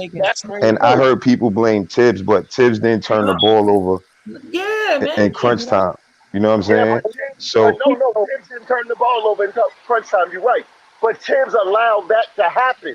You have to understand. No, I understand that, but that's like you. That's hold on. I'm not finished. Hold on, one at a time, y'all. One at a time. I'm not finished. Yeah, what I was saying was Julius was hot, so it's not like Tibbs was supposed to keep him out the game. So you can't blame Tibbs for him turning the ball over. You know what I'm saying? Nobody said. No, I was No, just talking look. about. I wasn't even talking about who blamed Tibbs for. I bringed up certain things that I saw that you can't blame Tibbs for. You know what I mean? And being that Well, we but lost by a few points, the players gotta. You know what I mean? That's my point and why I said that. Forget the turnover, Rob. Forget the turnover, Rob. What about those two free throws? What about those two free throws he missed? Down the stretch. Chill. Yeah, Rob. Hey, look, down the stretch, when you know 2 games this week, it came down to Julius Randle in his decision making, as far as like him getting into it with the ref and getting the tech. And then down the stretch on this game, he got stripped in that next game going straight to the rim the same way Durant just took it out of his hands. Because you're doing the same thing. It's up to your coach to recognize this player in this situation. This is how he's going to react. That's why I'm the coach and I'm not the player.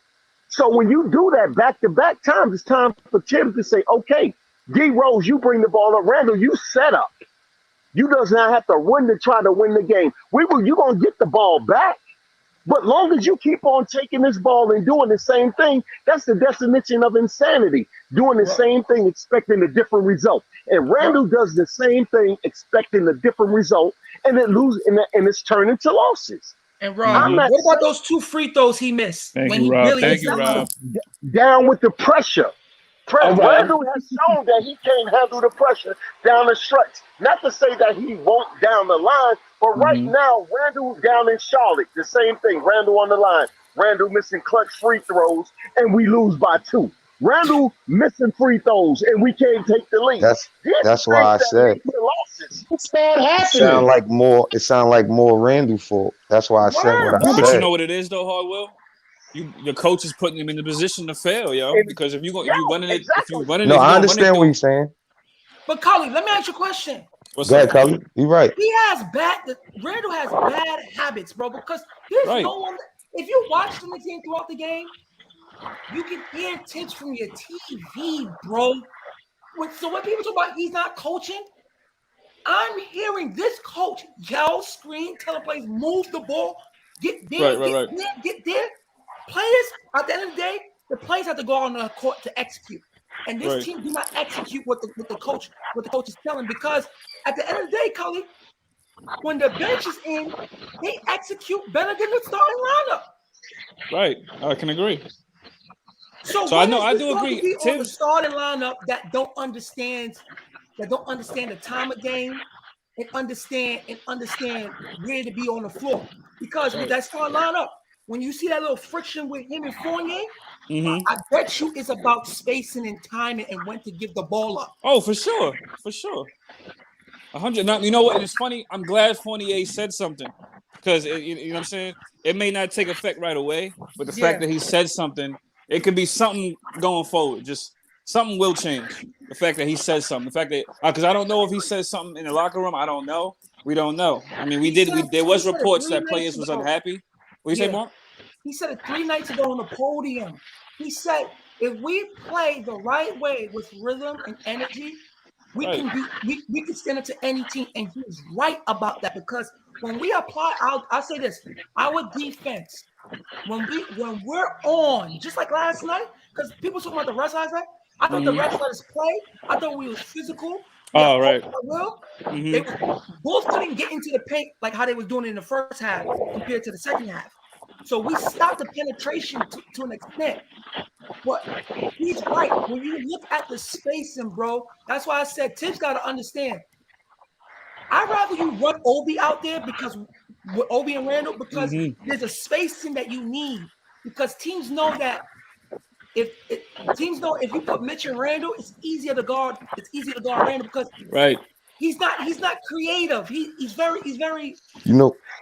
You know the problem, bro. The problem I think is because we just need a point guard. If we got Randle playing like a point forward, it just don't make sense anymore. The cat is out the bag, and when you look at really Tibbs and the offense that we have, right? A good point guard, he brings his own offense as well. You know what I mean? How to get players involved when the play don't work, how to create shots, get to the basket.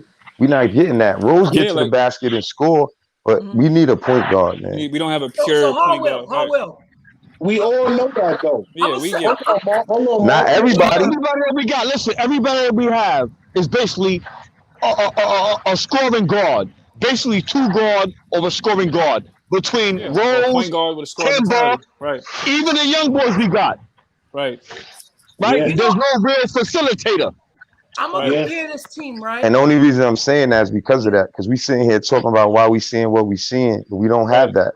And quickly doing it, but quickly never really played that position like that. Nah, he's so he still got to mature. He's learning. No, he learning that role. Yeah. Right. He still got to I grow. got a question for the panel. What's It's up? 2000 about to be 222. Right. See Randall here within the next 2 years? Nah, I don't know. We stuck with him, bro. I don't know. Yeah, I mean, we might be, but I don't know. Yeah. Would you like Randall on this team for the next 2 years? Hey, look, If he don't, If we change that offense, we got to change that offense. I'm sorry. if he don't we are improve not in stuck with- thinking the game, listen, bro, I'm taking a player look. who thinks the game better than someone that's just like that can just do things on the. I like a Hey, skilled, intelligent player when they're on the floor because it makes the game easier for your crew. If he doesn't think the game better, improve in that aspect, it's a problem because I can't give the ball to a person majority of the time and not think the game. But he ain't improved since last year. That's what makes us think he's gonna improve. Right. But hold on. That's what the fans are saying. And anytime I bring that up, Mark is a Randall hater. It's me wanting him to improve. When I'm bringing up, I can agree. It's me wanting him to improve because again, he played his way into this contract. We had no choice in signing him because who was we really going to sign and who was really coming here? We could talk about the Roses, Alonzo Balls. They wasn't coming here. Hey, look, let me be look. Okay, look, we are not stuck with Randall. And Randall's contract, we look at it, you can get rid of. Oh, you're breaking up. You're breaking up a little, Rob. You in the matrix. Okay, wait. You hear me? All right, little. Look. You hear me now? Okay. Little. Okay, it's better. All right. I'm heading. Hey, we are not stuck with Randall's contract, and let me tell you why. Randall's contract is serviceable for an all-star. Anybody would take Randall's contract. Like, for instance, if we was to move Randall and Sacramento had a deal for Fox, we can move Randall. Straight up and down. I can agree with that. Obi is the future. Randall is our present. Right. This is not our window for our championship, y'all. We can talk about it. This is like getting in the playoffs, playing around, moving things around. When this team is finally settled, you might have 3 players that's on this team right now that's going will be on the Knicks contending championship team. So what we're going through right now, it's pretty much like a bait and switch. We're playing, we're staying competitive until the right move comes. We in the building block. And exactly. I said, so, look, we can't. Mark, let me cook. Hey, look, so when it's time comes for us to make a move, a major move, you can say, okay, yo, this is it. But right now, this is a playoff first round. We get to the second round, we happy. We're going to argue, even if this is a 47-50 win team, we're going to always argue about 35 losses. And that's what we're doing right now. Because even if we win 50 games, we still got 32 losses. And this is what we're doing now. But at the same time, we're getting a little better. We're getting a little better. We losing with 2 minutes in the game. Can I say something? Can I ask you one question, Ron? I mean, Big Rob, because you want to cook, right? Yo, go ahead. Because now I'm bringing a seasoned jerk chicken. You cooking, you on the grill. Okay. Right? I'm bringing a seasoned jerk chicken so you can cook it. All right. Thank you. Did Randall learn anything from Kobe? And he think he's mellow or no? Does he think he's mellow or Kobe? He learned from Kobe, and does he think he's mellow? And did he learn anything to transition and what he learned from Kobe, as far as I'm concerned, is work ethic. Because nobody can say Randall doesn't work hard. He comes in shape. He practices on his craft. But then now we got to look at the mindset of what you're looking at when you're playing with others. Some people just don't play well with others, and it takes others to say, "Look, learn to play. This is what you need to do." So he has the mellow tendency. Yo, Cully, I said in the beginning of the season, if Randall could play more like Joakim Noah when he was playing for Tibbs, as an impactful player, especially a guy that couldn't score but knew how to use his teammates, knew when he had to do the little things to help his team win. Facts. There's no excuse for that, bro. Facts. That's No, the yeah, that's a problem. good point, though. I He can't. just learned how to put. He just. It's his first time All Star. He want to try to do Answer it the again. question. He is not gonna be like that. He's gonna be. Yeah, That's the problem. he's not. But that's a good point though. With As Marco, as far as I'm concerned, Hold on, look, one at a as far as time. I'm concerned, okay. As Yeah, go far as ahead, I'm go concerned, Randall has too much responsibility. If you want, Right. it's three things that you need from Randall. You need Randall. Wait. No. Listen to what I'm saying. You need Randall to score, play defense, and rebound. Take the assist out of his hand. You got to find somebody else to do that. Put Randall in position, let him score quick, get his, and then get out the way. When you start have Randall controlling the ball, you're gonna have problems. Rob, check Because this out. Check this out. he's not gonna But nah, look. Rob, that's check the this out. Check problem. this out. He If got you to go make watch whatever that, play that come. He if just you go watch forcing. that Chicago Bull team with Noah on it, Noah had the most responsibility on that team. He set up the offense. He played defense. He did every little thing. But Randall's a better He wasn't bringing the ball up. He was not bringing the ball up. But hold on. He couldn't score. He couldn't score like Randall. So if I'm saying, yo, Randall don't have to score 24 points to impact the game, but it's more about using his guys and about setting better screens, or just about leading the team. Since everyone is say he's a so-called leader, he has to do leadership necessary things for guys to follow him, to play harder for him. Okay? Because when you have guys that could follow a player, you'll be surprised what the teammates would do for that one set player. And if you go Yeah, watch that's, that's the problem. He try it and then he don't do it consistently. There If you he go. did that consistently, then we would play that way consistently, more like a team. Like I always say, we don't have star power. We got more of a team. We got to win by team basketball. So when Randall hold the ball and don't move it the way or whatever, but we need him to be impactful like he was last night on offense. he could But he score. shouldn't be bringing the ball up like y'all said. Bottom line, But hold on. the problem is the problem. I heard you say, Mark, that he set up the offense and he did. But let's don't forget, he only got that duty when D Rose got hurt. But hold on. How long has D Rose been hurt on that team? Nearly for 3 years? And no one No, was replacing that team till Jimmy Butler ranked up his status?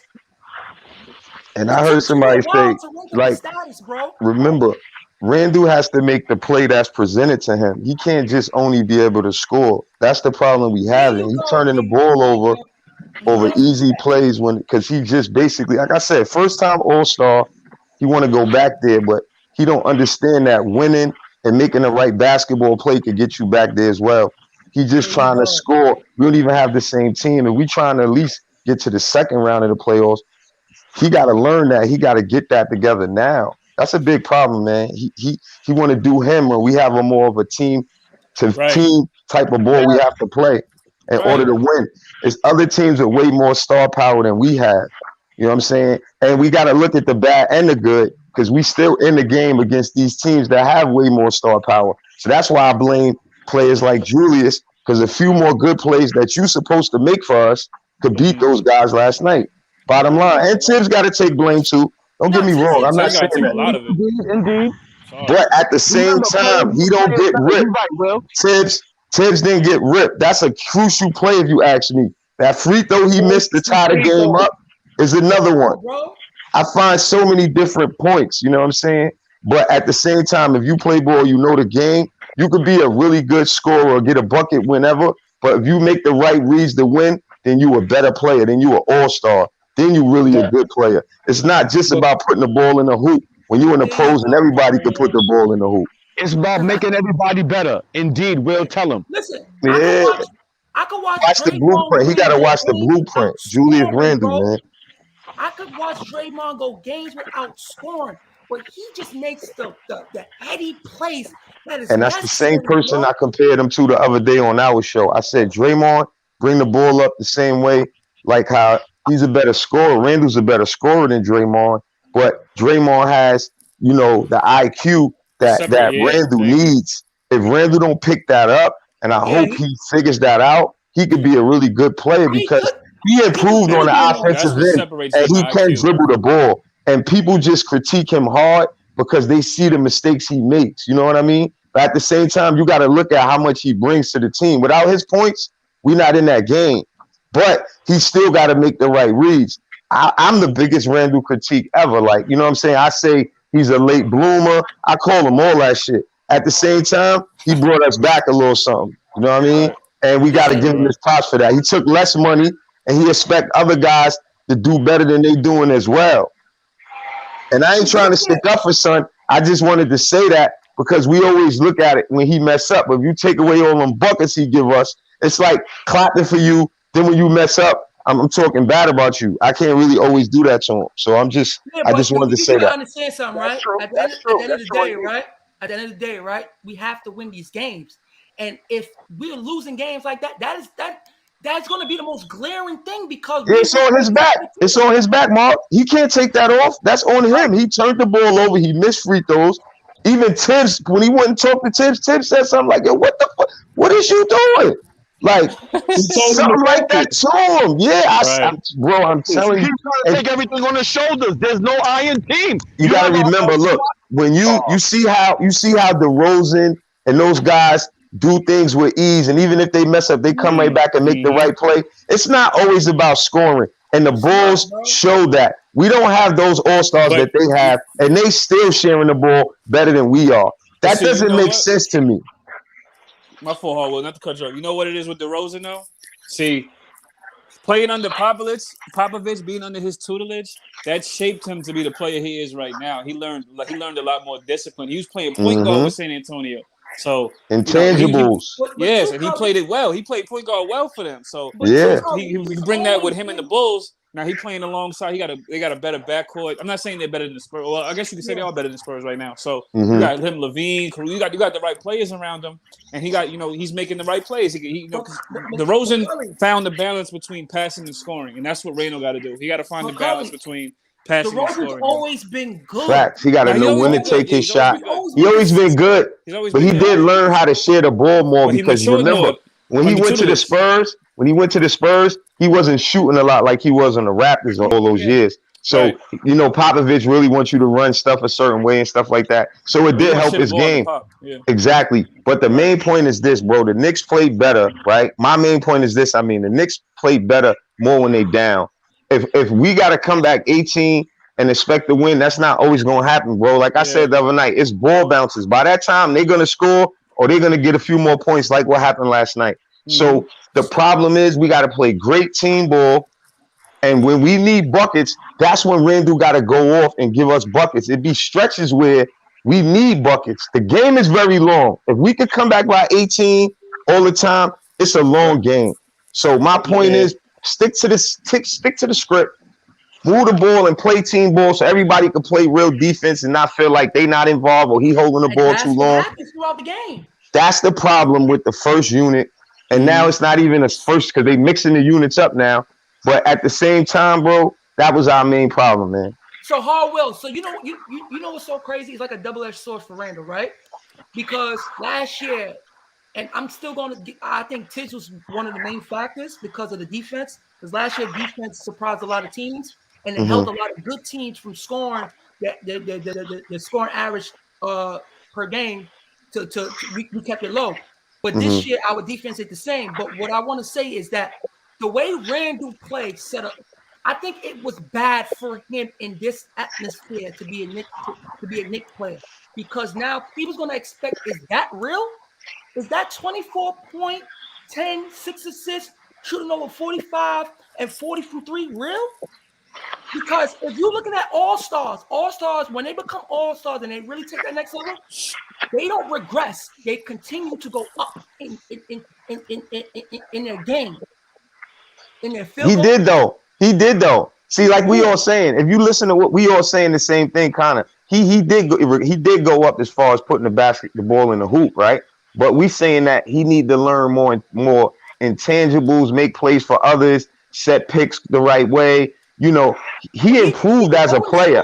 He never really led a team to the playoffs before. He got most improved player because he deserved it. You know what I mean? Some people say Some people say he was an all-star in the bubble year. I don't knock nobody's opinion when it comes to it because I always felt like he was never deserving to be an all-star, on my opinion. You know what I mean? So to bring us to the playoffs and to play the way he did, but I always said this: he has to do it again this year because once you on the scouting report and once now they know what you're doing and they ready for you, now you have to show up. And how do you show up in that situation? You make the right read and give up the ball. Now, sometimes he does and sometimes he doesn't.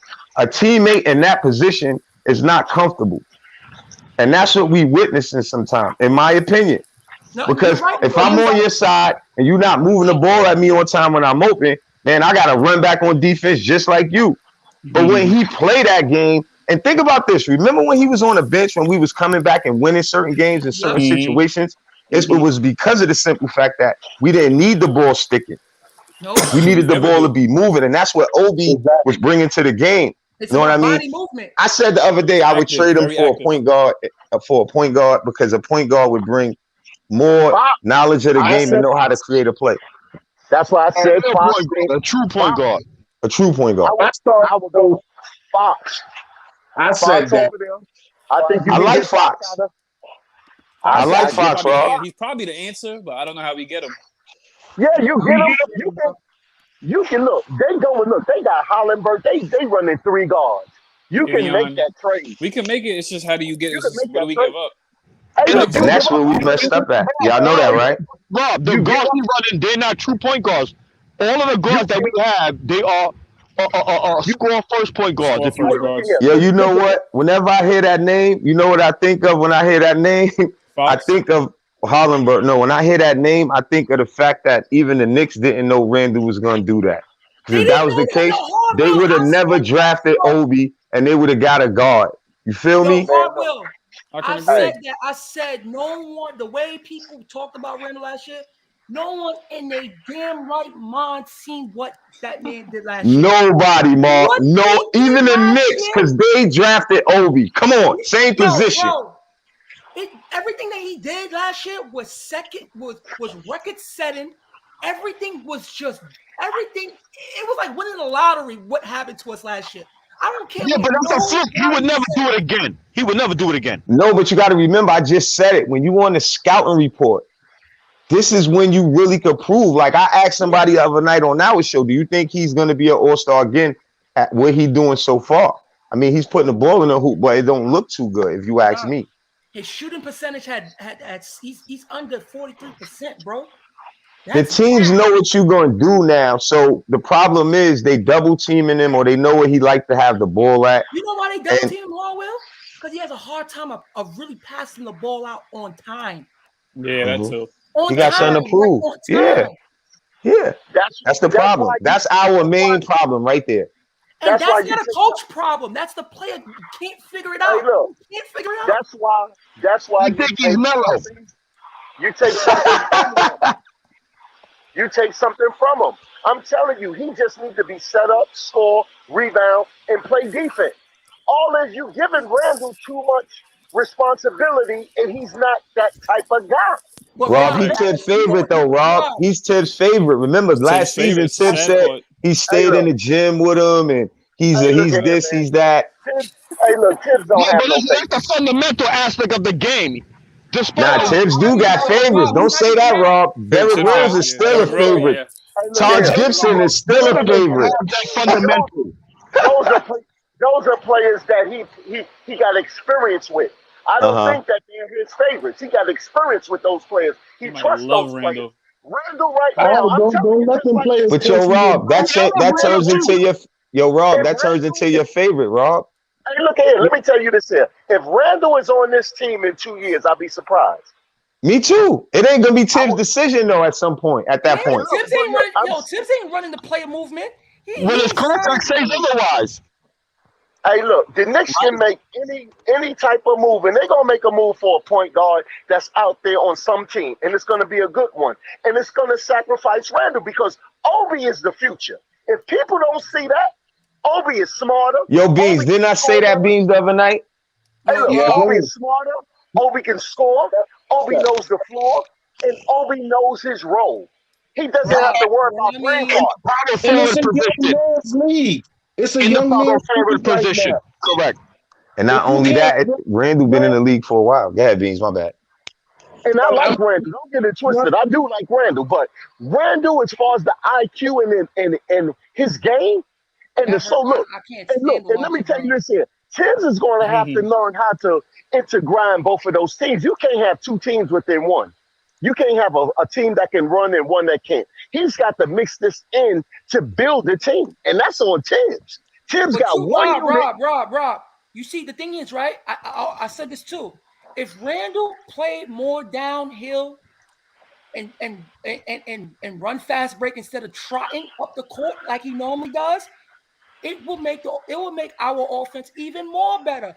But he Hey, has look, these lazy the Draymond habits. Green experiment is over with Randall. He You can't plays a have slow, Randall. he plays an You old can't have him offense with type of style. you Yeah, can't he have him with that bogs down How he responsibility. hold the bro. ball, how he hold the Bogs down ball. everything, bro. That's an old style. Because one thing with Obi, when he see that ball off the rim, he's down the court. So he's creating an opportunity. No matter what, when Obi's on the floor, he creates opportunity without even touching the ball. If you just watch how he uses angles to get himself going and his motor, I will never Tibbs see that shit. Tibbs in a bad position. ever give up on a Oh, player. wait. What Mark is saying is right, because that reminds me of how they're trying to compare him to Amari Stoudemire, but he had a great facilitator in Nash, if you will. You have to have a true point guard. No, I said that. If Obi is doing what he doing without a great guard, I said that too. Just imagine if he had a point guard. When I said I would trade Randall for a guard, I said that the other That's why night. he plays so good. That's why he plays so good quickly. And quickly That's ain't even why. a true point guard. So you could just imagine. You could just imagine with a true point guard like in the Nash from the Nash cloth that could really get you involved. That's why I said, bro, that's what we really missing for for those guys to there was really a show play up. for Obi last night when we was coming back, and he ran the floor hard, and Alec Burks had the ball coming down. No, it was Grimes. Grimes didn't throw it. Yeah, he didn't throw it. It was Grimes. Grimes didn't throw it. I was pissed off. Obi was pissed off. Obi was pissed. He was pissed, bro. Yeah, he was. Because they missed. If you watch Obi throughout the game, That's because they ain't ready. Yo, Mark, you know what that mean? Those dudes is not ready because you supposed to make that play. You know he go upstairs, so go and then put it upstairs. I seen Grimes giving up the ball back court damn near to Obi because he was scared to go up court. See, people want these dudes to get run, but don't call out what they be doing.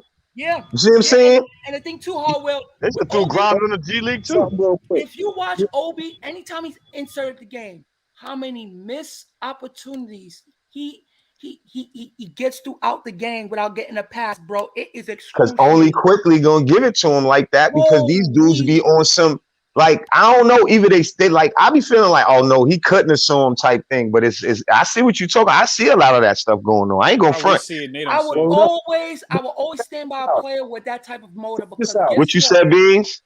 I said, check this out. It meant like we talking about Obi, right? Now I was just in the chat and I seen somebody compare him to Sean Marion. You know what? I'll take that. I think he better. He gonna be better. Nah, Marion. No. You talking about Marion was Marion was the thing, bro. Sean Marion was nice. Marion was the man. He was nice, but same athleticism. They got both had athleticism. Yeah, he had a funny jump shot. Defense. The defense got a match though. Yeah, his defense. We need Obi to play that Sean Marion defense. Sean Marion was great, bro. Guarding 1 to 4. He was guarding 1 to 5, 1 to 4. We need that. We compared him the other night. He was a one-time All-Star too, Sean Marion. Yeah. He was a one-time?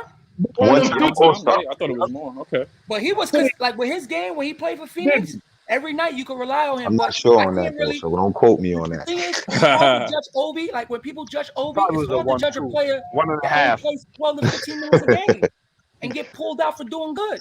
So you know what I like to do? I like to look at players on early in their career. On like Obi is still young. You know what I mean? These new players I call them microwave players. They're gonna progress faster than a lot of players because where we are in the That's NBA. why I was so skeptical of Randall if that was for real because he's such a late bloomer and I don't like when you talk about all-star caliber players. He broke his leg the first year, Randall. Right. In LA, yeah. Yeah, but there was a totem pole with that team. You know who came first and second in command. he wasn't ranked higher than Brandon Ingram, and even when they had D'Angelo Russell there, those was two players that was already in front of him. Put Randle on the Bulls. What option is he? First, second, third, fourth on that team. I think he's a great. I think he could be What a great option would he third. be on a good team? I think he Randle. could be a great third with two smarter players in front of him that can make decisions for him. Facts. A second or a third, I think. This 1 and 2 thing. Third or fourth. This 1 and 2 thing. No, bro. No. And someone say he's a prolific scorer. He ain't no prolific scorer. Stop it. He think he's mellow. He's not. They don't know what prolific is. You don't know. Prolific is a guy that could shoot you out numerous of games. We saw it last night. DeRozan. Who's a prolific scorer? DeRozan is a prolific scorer, man. He's been doing it for years. That's what I'm saying. Look, an all-star solidified player to me, it's like how they said James Harden ain't playing up to par or whatever, right? He solidified. He could have a little slump, but people like Randle can't because he didn't do it long enough. You know what I'm trying to say? Like you see how Harden could give us 35 or whatever he had just out of the blue because he's a solidified all-star. You know what I'm saying? When they say, "Oh, he declining," no, he's not. They said that about Dame Lillard too. Like, bro, let's be honest, bro. Let's just be honest, bro.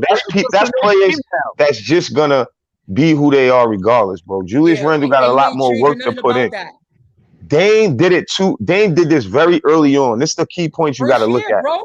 Yeah. So you can't compare him that easily to players who took a long time. And then we have a little slump. You know, that happens to players. You know what I'm saying? I'll put Randle in the context of it happens by how you bounce back. How you bounce back. Yeah, he's built for this. Dame is built for it. He's going to bounce back.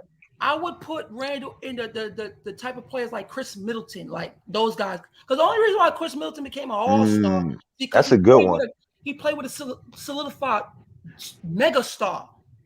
But even to be a Chris Middleton, he got to do it more consistent years. And Chris Middleton makes the right play. Chris Middleton came from the bottom.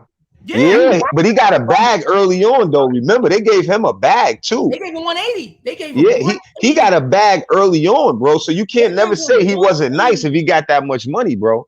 You know what I'm saying? He knew people. Nah, you can't say that, Hard Will, because people they give out bad contracts all the time, bro. Yeah, but like I'm talking about 180 though. Listen. They just gave Kevin Porter Jr. Now you know what it goes by. You know what it goes by, Beans? The market at the time, bro. Honestly, you know what I'm saying? I know, but they gotta spend them. No, you're right. They gotta spend the money, but it go by the market. Maybe he was all what they could grab in that market. Yeah, that's what it was, Hardwell. They had available, right? Who was available at that time, right? Yeah, you know what I'm saying? And they gotta spend the money. Right. Who we get numbers that he got. Hold on, Mark. Hold on. Basically, us four in here right now.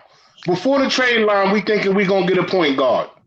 Who do y'all think it is? Realistically, top three. Go, Hardwell. Whoa. Who's left, Hardwell? I don't know. I like De'Aaron Fox was mentioned. I like Brogdon. I like a lot of point guards out there, young. That's true. That's true. I like Brogdon. Hold on, wait till your turn. One more. Dame Lillard. Shit, why not? Who's Mark? You see, like the little thing, right? That's going to just give me three, bro.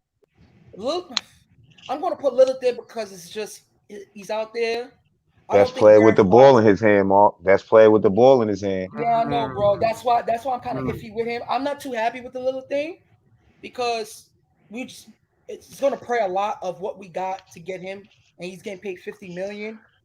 So, but the way some of these dudes looking, Mark, ship them out of here, Julius included. No disrespect to the man. No, bro, hold on. That's it. Mark, answer the question, bro. Who else is left, Mark? Who else is left on the market that we could decide? Yo, Beans, you came out of nowhere with this question, Beans. There's a Hardwell left. And then he said, Hardwell, you first, Hardwell. I got one. I would try to pry Gordon Dragic from Toronto. All right, him, Dame, and who else? And I ain't gonna lie. listen, bro. I said I ought to trade Kimber Walker for Ish Smith.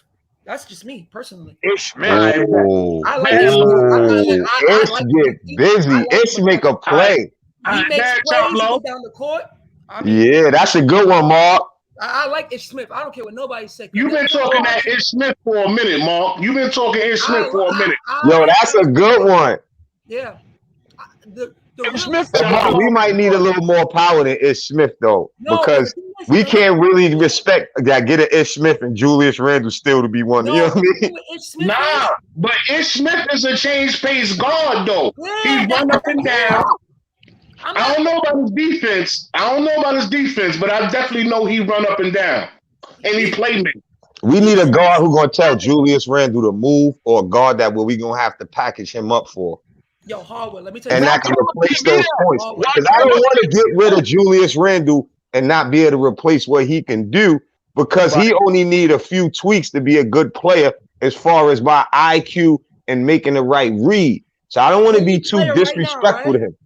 But Hardwell and Mark and Beans, is that not why we brought Kimber in for?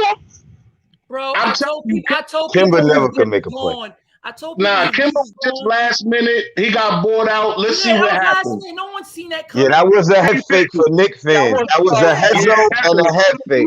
The Knicks had a game plan. The Knicks had no damn game plan. They definitely pump faked us. Definitely. Yeah.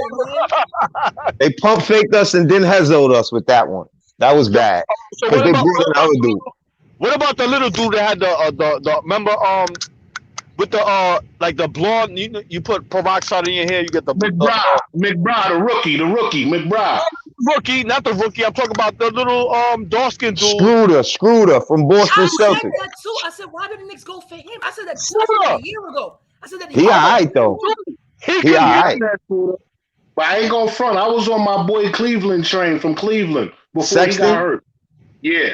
I probably would have took Sexton for the hell of it, because his contract is very good for $8 million, and he's a competitor too, Mark. He's very servable. But he was looking for some money that I would have never gave him, and thank God Cleveland didn't give it to him, because they was right on that, because he averaged 25 and now he's down to 16. So bro, let me tell you something. You have to be careful. We could have given him a little bit. I like the other guard too from Cleveland. He didn't much this offseason though. Give Garland 2 more years, because that ball that he got, it is like Kyrie Curry elite. And they had to play against each other in practice, so he's tough. Yo, you know what's so crazy, Hardwell? I would give up everything for this team if I could get my hands on Evan Mobley to build my team around. Oh, if I could, the big man, but he was a 3rd pick, right? Wasn't he? He should. He was like the number 1. Oh, 5th. I'm talking about Tim, okay. I'm talking about Tim Duncan level of understanding of. Nah, he's nice. The fundamental aspect of the game. Yo, bro, he is very, very. But you know he grew though. That's why he got guard tendencies. He just grew. Yeah, he got a little bit of Chris Bosh, but when it comes to it's Chris Bosh, because what I've seen from him, he goes straight up in defensive stance, and he's disciplined. He's a discipline. Is his size that's hurting him, but he get hurt a lot though. But he deflects. If you look at his stats of him deflecting at the rim, it's in the top. It's in the top of the leagues of big. He got hard. Anthony Davis, same type of player. Remember, he was a guard growing up, and he got taller, right? It's to a point. Everyone is available for the Knicks if I can get my hand on that kid, because that's a player who I feel very confident I could build around. I can trust. Even if we lose, but just knowing that he's going to be a superior talent, I'm riding with homie. It's a lot of good young talent in the league right now, and I think that we could get lucky and just get a young player, man. Like I know we got young players, but we should have tanked last year, bro. Because we could. I don't know about taking, Mark. Hold on, real quick, y'all. Everybody in the chat, man. Let's get them likes up, man. Blondes and tears, man. Unstricted Knicks talk, man. Unscripted, man. Let's get them likes up, man. It costs you nothing. Let's get them likes up. Yeah, they left the last of the Mohicans. We the last niggas out here. Excuse me, So language. Harwell, let me ask you a question, Harwell. Let me ask you Yeah. a question that nobody even talks about online in the Knicks community. We have Randle, cool. But which star is going to want to play with Randle to go to the next level? Because at the end of the day, right, these stars know who they want to play with and pair up with, and who's the real deal in the league to. I'm gonna tell you like this, Mark. They watching. I'm gonna tell you like this, Mark. They watching. So what he doing right now, it ain't really helping our case, because what helps us is the fans, the Mecca, only losing by 4 to the best teams in the East. People see we right there. You know what I'm saying? So Randle got to get it together fast before he gonna be grabbing his bags, man. That's it, man. Is he in his head, Hardwill? Mark Beans? Is he in his head or? It got to be in his head. You know It's in his why? head, Because bro. look, when you a Yeah. first-time All-Star, bro, and you had this type of team you had last season. When you watch Homeboy, when it comes down sometimes in the crucial era, he malfunctions. Like, yo, you have to just watch how he looks at the game, bro. He malfunctions. You know why, Mark? He don't want to make the simple play. Yeah, See, look, bro, it's easy. Look, players work so hard to get their offense right, bro. It becomes harder for them to make the simple play. That's why you got to make sure you teach the kids fundamentals, bro. Make the right play. A lot of kids is growing up dribbling too much and all that shit. That's bad for basketball right now. And I hate to say it, when we looking at is when we see the difference between the second unit and the first unit when it was like that, it was that Julius Randle gets in his move by holding the ball just a few seconds too long a lot. You know what I'm saying? Let me add emotions, his feelings. Right. Let me add this real quick. Everybody feel like when they feel like they want to come to New York, you gotta realize it's different out here, yo. When you in MSG and them lights really come on and the crowd is going, it's different. It's nothing like it in the world. You think you ready until it happens. I feel that's what happened. He got it. And he's saying New York. He's singing that song is in my head when he's talking. Sorry, but I'm at least saying Jay-Z. it proved it last night, right? Think about it. We had the game. He had a great game, right?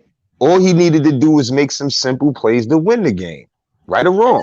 It's not always. Look, how many games are won by just passing the basketball? Think about it. If I got 30 already, and they already, if what's the dude name from the Lakers that the Bulls just got? The white boy with the headband who was killing us. Caruso. All right. Everybody has a man, right? Cool. If Caruso has enough time to pick his pocket, to leave his man, that's not the only time I seen him in that game turn his head and not see somebody come from behind and that means that the scout report says he's focusing on looking and trying to take his man. He's not watching his back. And they smacking the ball out. That's what happened. Hold on. This is what I said. So what do you do in that situation? Hold on, Choplo. What do you do in this situation if you play ball? You pass the ball. It's somebody open. Who Caruso was guarding? I bet you it probably was Quickly. That means Quickly would have quickly got inside the paint and drew the defense and then probably threw a oop or made another play to get a bucket if he would have passed the ball. All right, hold on, Mark. Hold up, Mark, before you go, because because it's the same thing about the fundamentals, and he learned nothing from Kobe, and it's the same thing we was just talking about. He's in his head. Remember, it's a fundamental aspect of the game too. You know, you nice, you could play, you could shoot, all that shit. Excuse my language, in practice and all that. But when it comes to a team effort in the gameplay, listen, the refs is in your head. Other players is talking to you in your head. You understand what I'm trying to tell you? Like, but Chop, he did it in the game too, Chop. So you got to say like that makes it better for him, and that proves our point even more. That all he had to do was make the right basketball play. That's all we saying. I don't want to take credit. Listen, man. Let me be clear. I don't got nothing against Julius Randle. I'm watching the game. I'm critiquing the games, right? He's playing very hard. It just seems that he's not making the right basketball play. That's the way to say it. In crunch time, he either miss a free throw or he holding the ball where he could have passed the ball. Whereas if if we critique him too hard, it's like, damn, he still had 30 points. He can't make a mistake. At the same time, if he want to be talked about in an all-star conversation, right? Look at what the all-stars did in that game last night. They made the right basketball plays, even when the game got close again. Right. He didn't. This is the best way to compare it, so it don't make it seem like we just trying to go for him. You feel me? We are looking at what he did in a crucial part of the game, and this is what he couldn't do. He missed the free throw, one, and then he didn't move the ball and got stripped. We can't have that, brother, when we came back down 18 points. You know what gripes me when I watch these games sometimes and other teams? It's to a point he still don't know how to beat a simple zone. But that's not just it, Mark. No. He don't know how to beat the zone, bro. Mistakes over and over again. He's trying to take too much on his shoulders, or he want to be the man. So again, when he does that, right? And then when people tend to criticize that, that is on him. But it affects the team players. Remember, there's no iron team. Listen, you gotta. All right, go ahead. You see, right? Okay. Right. So, for example, right, Golden State the other night went into zone with Phoenix for a couple possessions. You know what they just did? Move the ball from side to side. When Randle's on the floor, this ball do not move from side to side, bro. It moves to wherever he's at in the facility of where he's going. If you ever watch Randle, and when he calls for the ball, he always calls for the ball with his defender near the ball, our ball handler. So how the hell you gonna put space in between the offensive player and the defender, bro? This happens every time. Yeah, I know what you're talking about. Every time, bro. And what he would do, right? When people say, "Oh, people got to take the ball," he try to bail out. He try to bail out. He does a lot of bailout stuff because, like, when his passes come, it's late. It's late. It's more like bailout passes. Yeah. It's no fundamental aspect of his game. But it's bailout passes, bro. But people don't, Mark, because even after he got stripped, did you see how he ran back down the court? He just never runs back. He never runs. He just told He's arguing with the refs. He's arguing with the refs. Like, oh, yo. Reggie Miller said it that night. He said Julius Randle was complaining all night. Yes. That's why I like guys that can. That could get in your head too, get bro. a call and move on to the next play. Nah, that could get in your head, bro. You think it's a conspiracy? The refs is against you. You start to think. The last 2 games. Do y'all Taj think got kicked out? They kicked Taj out. Do y'all think Randle? Do y'all think Randle is an alpha? No. Nah. He's a fake alpha for this team because he made his name here. That's the dilemma here. So he felt like he resurrected Knicks from where we was. So it gives him, and the way the fans boast him up, he sees that. Mm-hmm. He's gonna think of himself as an alpha. That don't mean he's an alpha. But remember, Tibbs got Coach of the Year, and all the defense stuff we was talking about, I think you mentioned earlier too, Mark, it's because of Tibbs with the help defensive strategies. We don't have no players that was on the all defensive team on that team, bro. And like this season right now, yeah. Last season too. Who, Bullock was? No, he not. Yeah. Teams Bullock not on no all defensive team. He wasn't, right? But he was good on defense, but he wasn't. Oh, I didn't I'm not saying he wasn't good. I'm saying it was more Tibbs' strategy because if you think about it, now it's like teams know about it now. So Bullock was great on defense. I mean, like I said, right? When they talk about the numbers as far as what team was better on defense, they said this team is doing better, but I don't really see it. At the end of the day, the team in general, not Bullock, but the team in general, right? I know it's more team defense. That's why more team defense or everybody's strategy on defense is help defense. If you watch it, last night, he was wide open on most of his attempts. Now Sasha Vucevic. Those plays were slick. Those plays were slick, and the passes, the Knicks didn't even see what was coming when he threw that pass and Vucevic went and dunked. Bro, it was at one He's point, more cerebral. The Bulls was running the same sets over and over and over and over again until it stopped working. And you know what the problem is too? I'm gonna tell you another problem. That's a fact. Wow, Mark, that's a fact. I tell you, if Randle run pick and roll, it would open up his game even more for passing because what he could do is when he runs the pick and roll and he runs it hard, it's either he could take a pick and pop or when he's coming downhill in the pick and roll and they double him right there, there's going to be someone wide open almost every time. But we don't run neither of that because that man don't like setting pick and rolls, bro. He likes getting it, operating in the 15-foot area shot and go get his. And So Miz, hold up, Miz. Hold on, Miz, Chop, that has hold to, on real quick, bro. no, Miz is right. Mark is right. I call him Miz because Mark is named Miz too. Miz, that has to be on Tibbs. All right, listen. I hear that. I hear what both of y'all say. I hear what all three of y'all saying, right? But what if Randle just played team ball?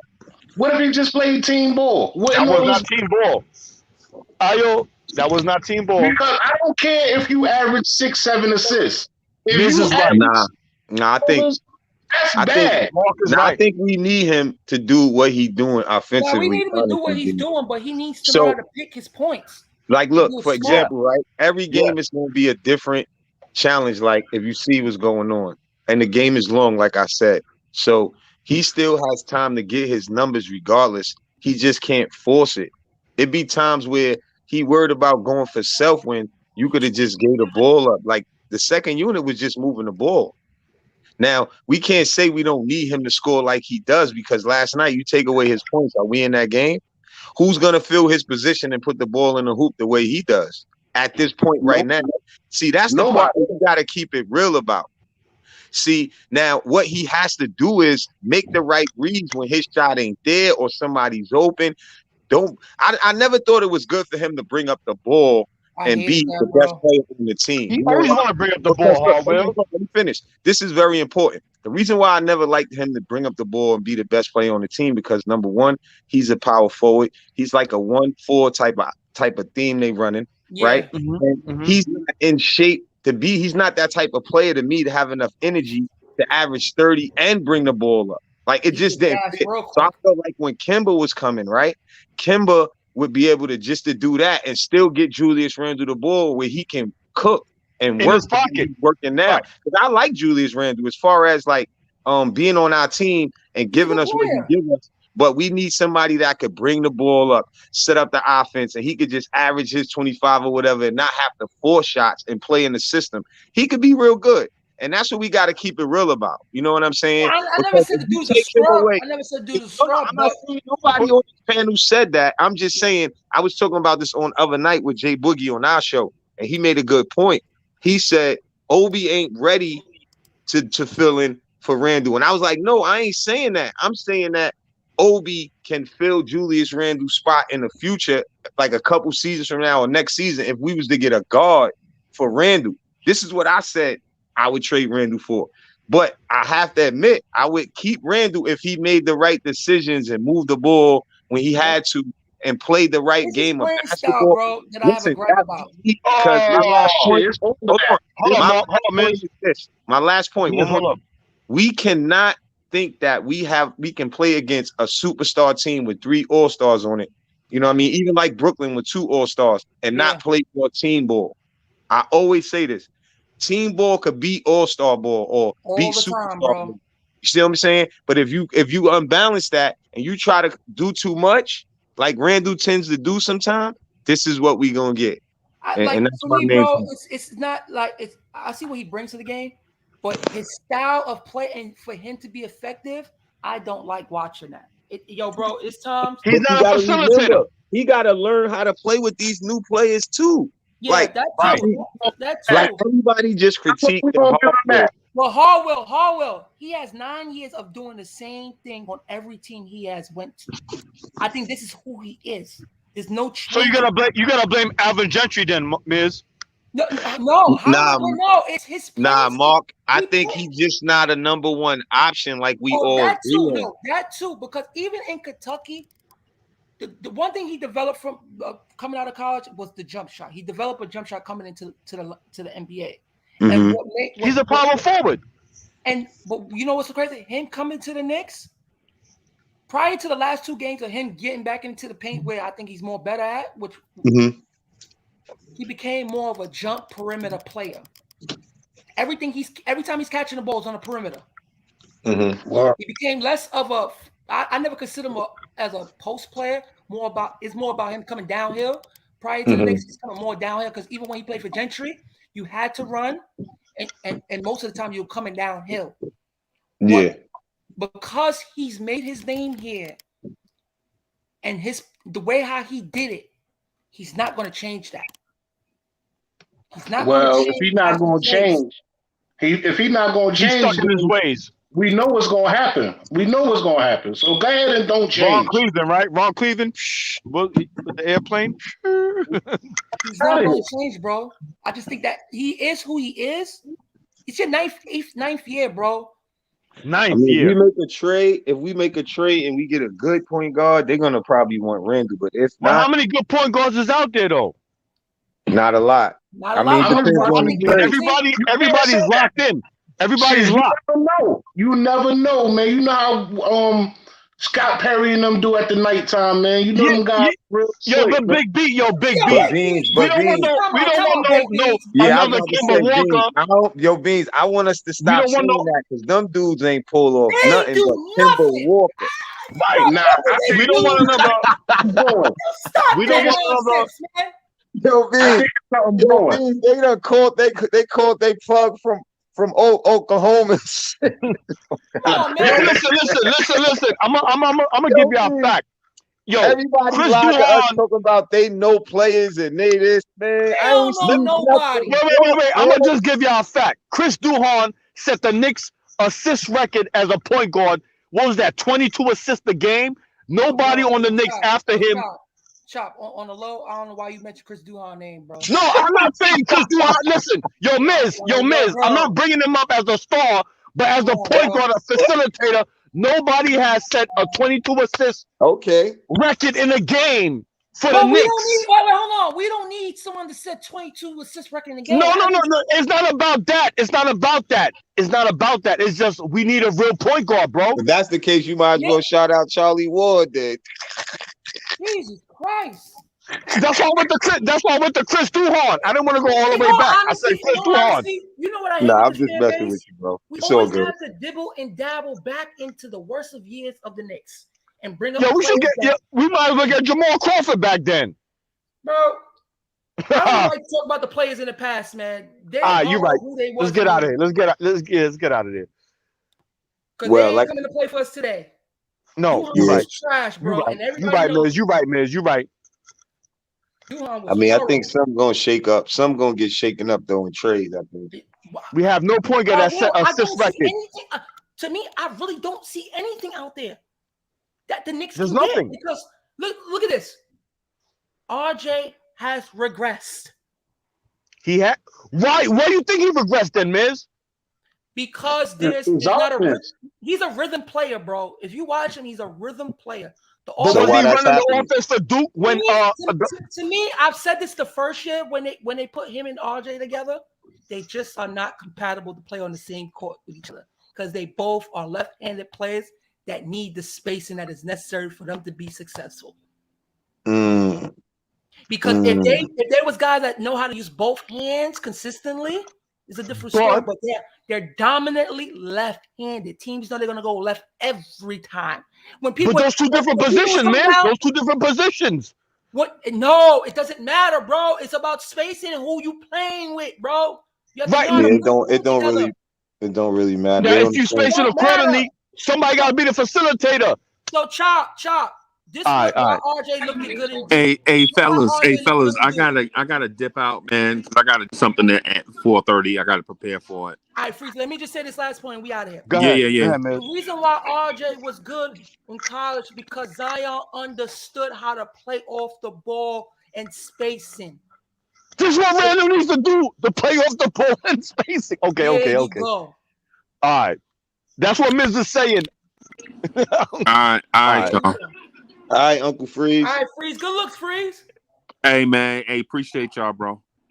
Hard whip, All right. baked beans. You already know. You already know.